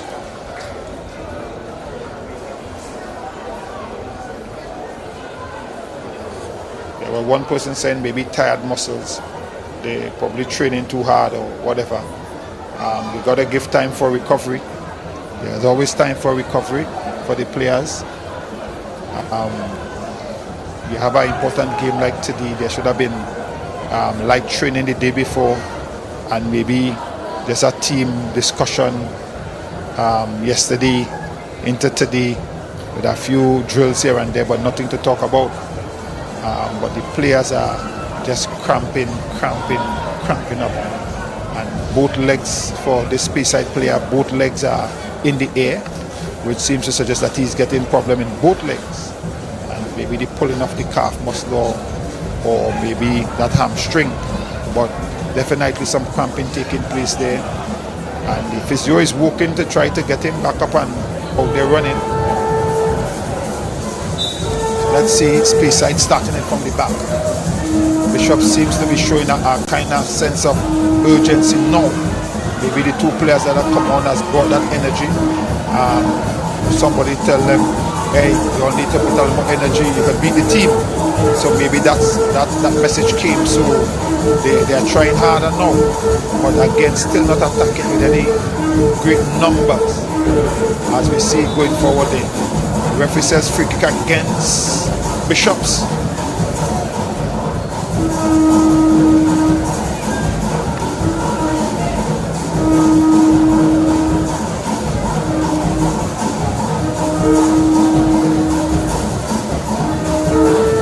Sometimes you wonder if Bishops play with 11, because everywhere you turn you seem to be seeing a Mantas player, but the Bishops numbers seem to be outnumbered. Ball is there. Mantas goes around, skip the legs of one. He has one player inside with him. He now goes back, trying to maybe find some support. Again, Speyside is not attacking with any great numbers either. So I don't know. Speyside probably concede that they would conclude that they're going to take this 1-0, and Bishops probably conclude that they will give them the 1-0. So nobody seems to be attacking with no great sense of wanting to win or to score a goal. So this may very well end as it is 1-0, stalemate. So here we go, Bishops. What can they do? Time is running out, and they would have to now come to the place to realize that time is running out as the ball is played over the top, but cleared out there by the defense of Speyside. And what we very well want to see is a goal score here. And again, the ball goes into touch because a player for Speyside is down. Not too certain what's happening here with this one, because the ball came in the air and they may have gone up. I might have missed an injury, somebody getting a boot or something there. But we'll tell you what it looks like. Never at all you see that leg goes up and stretching. Doesn't seem as though it's cramped. So it seems as though he may have took a knock somewhere in that ball in the air. But again, it's Tobago Live by cameraman Mr. Kerry Porter, doing good video work for you there. And we are watching the 2023 men or boys, as we want to call them. They probably prefer to be called boys, men. Intercol finals between Speyside High and Bishops High. Both teams have played in the Premiership this season, which has already concluded, and we know for sure that Bishops is in the relegation zone and has indeed been relegated. As to who will replace them, because I think there are two other teams from Trinidad who have been relegated as well. Who will replace them? It is left to be seen, as the Big Five has not yet been played. We also know for a fact that Signal Hill Secondary School, the boys championship, has won the Tobago leg, and they are supposed to be playing in the Big Five. And coming out of the Big Five, I think the three top teams from the Big Five will replace those teams that have been relegated from the Premiership. So we could have another Tobago team joining Speyside, or maybe not, but Signal Hill has a good opportunity to go out there and to represent and to be part of the Big Five of the Premiership competition next season 2024. So we really hope that they will go down and do their best and maybe even win the national champs where that is concerned, but we wait to see how that will play out. And we would hope that whoever wins tonight will go and represent as well in the Intercol and win the national Intercol, so that we can have the trophy coming back to Tobago after maybe a little while. Ball played over the top, nice ball, but poor control, and goes into touch. It's going to be a throw in to space side. Space side making a change. Looks like number 13, is it 13 or 18 coming in, and 5 going out.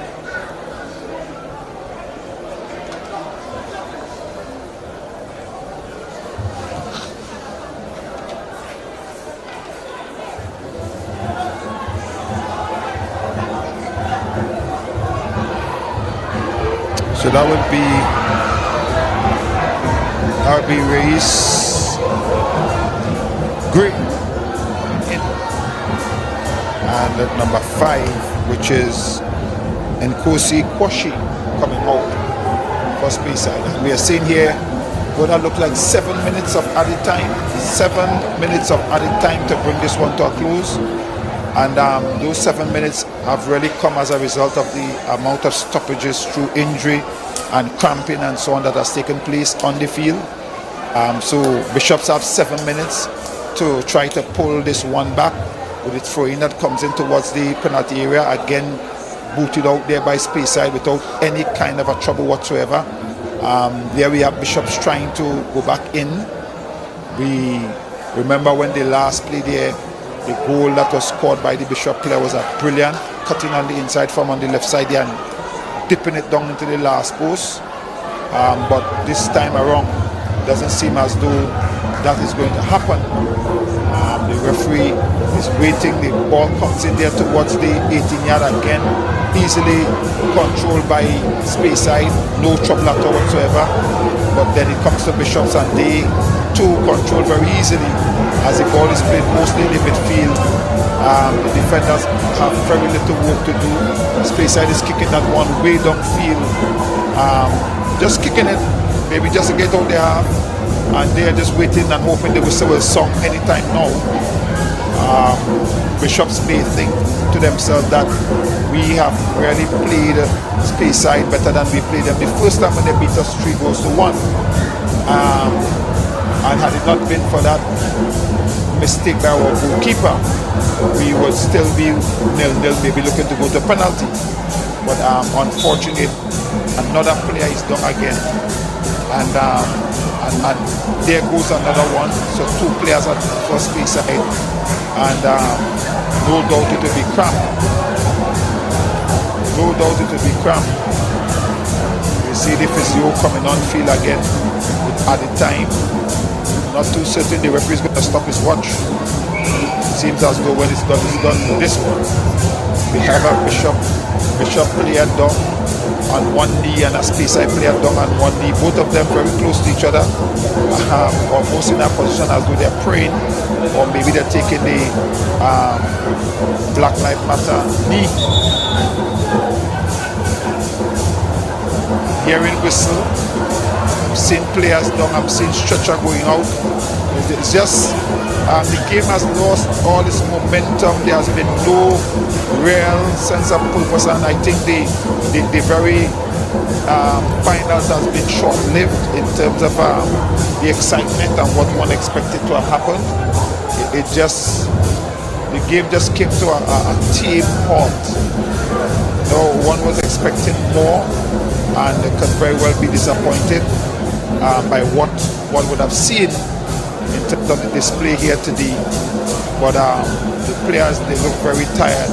Not too certain the schedule in terms of how they played games this season, whether or not they had games playing every other day or whatever. But it seems as though it's taking a toll on the players. And so we have a lot of them going down. It's almost about 3 minutes now, and they're still stretching players. I would say, if I was the referee, just blow this off, and because I think Bishops is quite contended to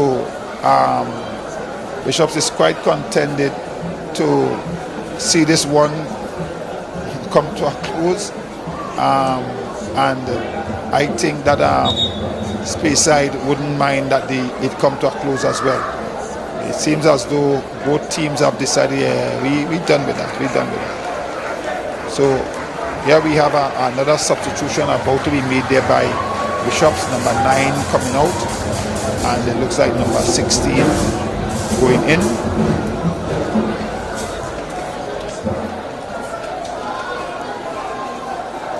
And for Speyside, number 2 coming out, and number 11 going in.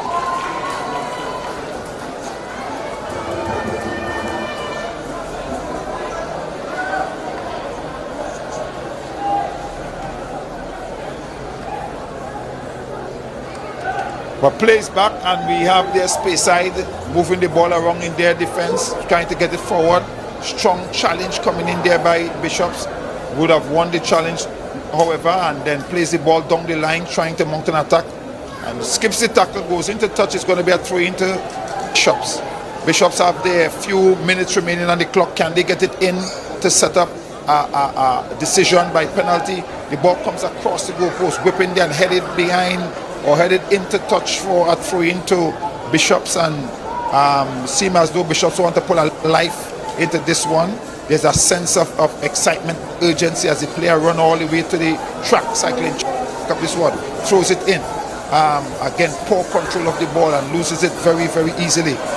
But Bishops wins it back again as all of the Speyside players are in their half and very close to the goal, trying to make sure that they defend for all its worth. Nice ball played through, but again, poor control by the player. And strong challenge, but eventually Speyside player skips the tackle. Ball coming inside the Bishops control. And again, poor pass, but again, strong challenge by Bishops. Speyside winning it back, and then Bishops, and then Speyside, and then back to Bishops again. So it's anybody's ball at this time as they are playing out these last few minutes. The referee has shown that there's 7 minutes to go, and that was about 4 minutes ago, so they have about 3 minutes remaining. The referee finally sounds his whistle indicating a foul. So it's going to be a foul. And the players have to know that the referee doesn't stop with the whistle when a ball goes out. Anytime you hear a whistle and the ball is going out or gone out, it means that there's a foul that's taking place somewhere on the inside that the referee is going for. The ball goes headed away high, meeting it at the high point as you approach. Very good technique to head it out in defense, but again, poor pass, and there we go. We have Speyside. And quickly this bit, still Speyside. Can they put the icing on the cake and bring it to a close? Bishops is fighting to keep the score at 1. They're not looking to probably extend it, but just to keep it at 1. Finally, late challenge, but the referee allowed plays to continue. So we have their Bishops now, maybe trying to mount out and be the final attack as they move forward. Still Bishops, but it doesn't seem as though they're in this fight. Chip the ball over, trying to send the player through, but the defense for Speyside is equal to the task as they have been all evening. No trouble at all whatsoever as Bishops is attacking with only 1 or 2 players at a time and posing no trouble at all for the 4 or 5 men defense that is usually there. Collision there, but the goalkeeper comes out well, and the player for Bishops is still on the surface. He's up now. He survives. Ball played back downfield. We have seen so many players cramping up. Chances here for Speyside. Can they bury it? Can they put the icing on the cake and finish it once and for all? Good challenge by the defense. Comes across, can get the shot off. The shot is off, but beautifully saved by the goalkeeper. When the goalkeeper played that way, card being shown as he would have played a large late challenge on the goalkeeper. When the goalkeeper saved like that, you wonder how could he have allowed that goal to score from that distance that he allowed that ball to go through his leg. And I know he will get nightmare tonight. Every time he lies down and he closes his eyes, he will see ball going through his leg, only ball, and he will probably drop out of sleeping nightmare and cry out because this one goal that he allowed to concede and give Speyside this 1-0 that is going to decide this game, because I tell you, anytime from now you'll hear the whistle, he is going to have a nightmare tonight sleeping with that goal that he would have given up for his team. The referee is signaling time is over. This is it. He's signaling. called for the stretcher. I saw him with both hands in the air as though he was saying that this is it. But we wait to see how much more time he would allow, as he's asking for the player to be stretchered off, which means that he wants to get on with the business. The player is still down, and I am certain that Bishops wouldn't mind referee if you blow the whistle on. Players seem as though they have given up. Both teams have come out to the second half with no great sense of excitement, no great sense of wanting to Bishops getting back into it, or even Speyside getting a second goal. Like they have just concluded that this is how it's going to end. And you will see that Bishops would feel very aggrieved, their goalkeeper, for the way in which he would have allowed that goal to score. And they would now tell themselves, had he not let that goal slip through his leg, a ball that came directly at him with no great venom, it was kicked from so far, and he allowed it to go straight through his leg, he would probably say to himself that had that not happened, they would have been in with a good chance maybe to go to the penalty kicks, and who knows, they might have won it from there. The referee is going to start the play with a drop ball. So he drops the ball and the play is going to continue. The captain, Keron, is going to bring the ball forward for Bishop. Plays it there. And Speyside is kicking it back down. The captain again for Bishops is in attendance. He collects and plays it. Again, ball is kicked upfield. Speyside winning the contest very, very easily, and then boots it down. Goalkeeper for Bishops has it, but again time is running out and he's trying to probably use the clock, but the referee's hand is in the air indicating that's the end of it, and you hear 3 whistles indicating that Speyside High is the Intercol champion for 2023, the Tobago zone, and they will go on to play for the national champion, and we wish them all the best going forward. There will be the prize giving ceremony that is going to happen momentarily. So Speyside will go away crowned the champion of this cup contest and be the Tobago zonal champion, Intercol champion for 2023. Bishop's players are all down, feeling dejected, and I know that that goal that was scored is going to be the bone of contention, and I know that the players are going to feel it because they would have thought to themselves that they could have squeezed Speyside. I know they are telling themselves that we could have beat Speyside. The goalkeeper would definitely have a hard night tonight. Tonight is going to be his worst night.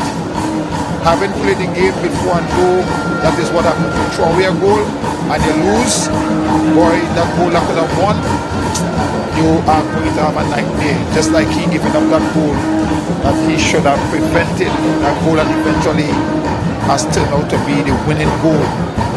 And so it's going to be as hard as that. So again, ladies and gentlemen, we want to thank you for viewing, and we do trust that you will join us at another time when we will bring you more in terms of our football coverage. So again, on behalf of my cameraman, Mr. Kerry Potter, I am Al. For tonight, the ceremony, the presentation ceremony should be done anytime now. We'll have the play of the match, and then we will have the presentation of the trophy to the winning team, which is Speyside High.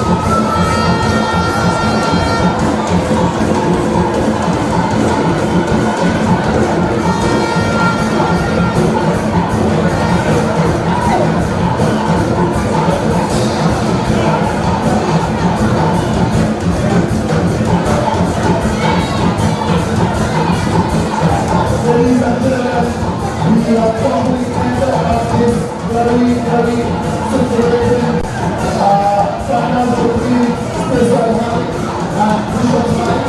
At this time we have a presentation ceremony that we want to do, and we are announcing the man of the match of the player of the game, and the player of the game today was Nkosi Koshi. Nkosi Koshi.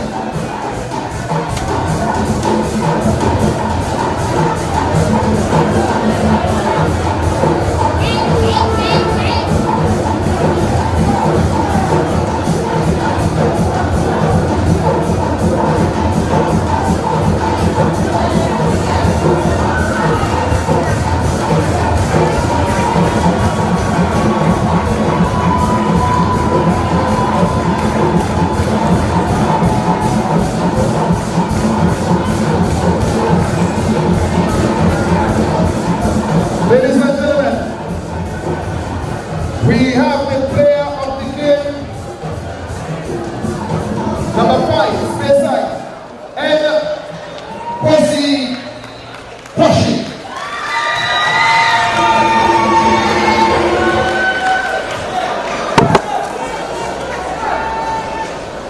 So he's the player of the finals. We have the Coca-Cola representative, Ms. Cathy and Mr. Dexter, doing the presentation there. Thank you all so very much. And we want to say thanks again to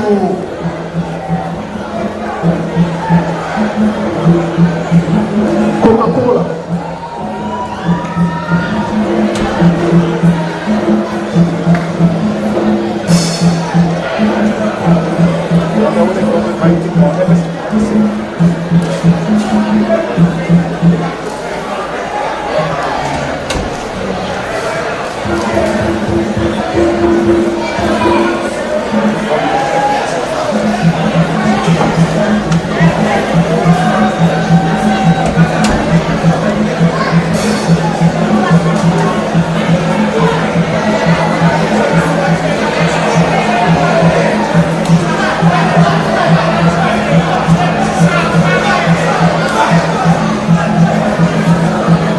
Ladies and gentlemen, we are getting ready for the presentation of the trophy to the Mantas, Speyside High, one of our teams that have represented Tobago in the Premier Division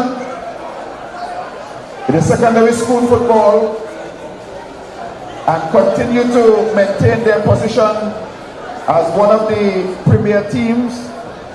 Unfortunately, we had Bishops who had gone up and are now relegated. Hopefully Signal Hill, who is the league champions here, joining the Big Five, would represent us well and be added to the premier competition come next year.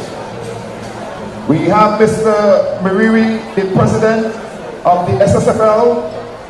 We have also the second vice president and the Tobago secretary treasurer in the person of Miss Walsh Blackman, all standing there,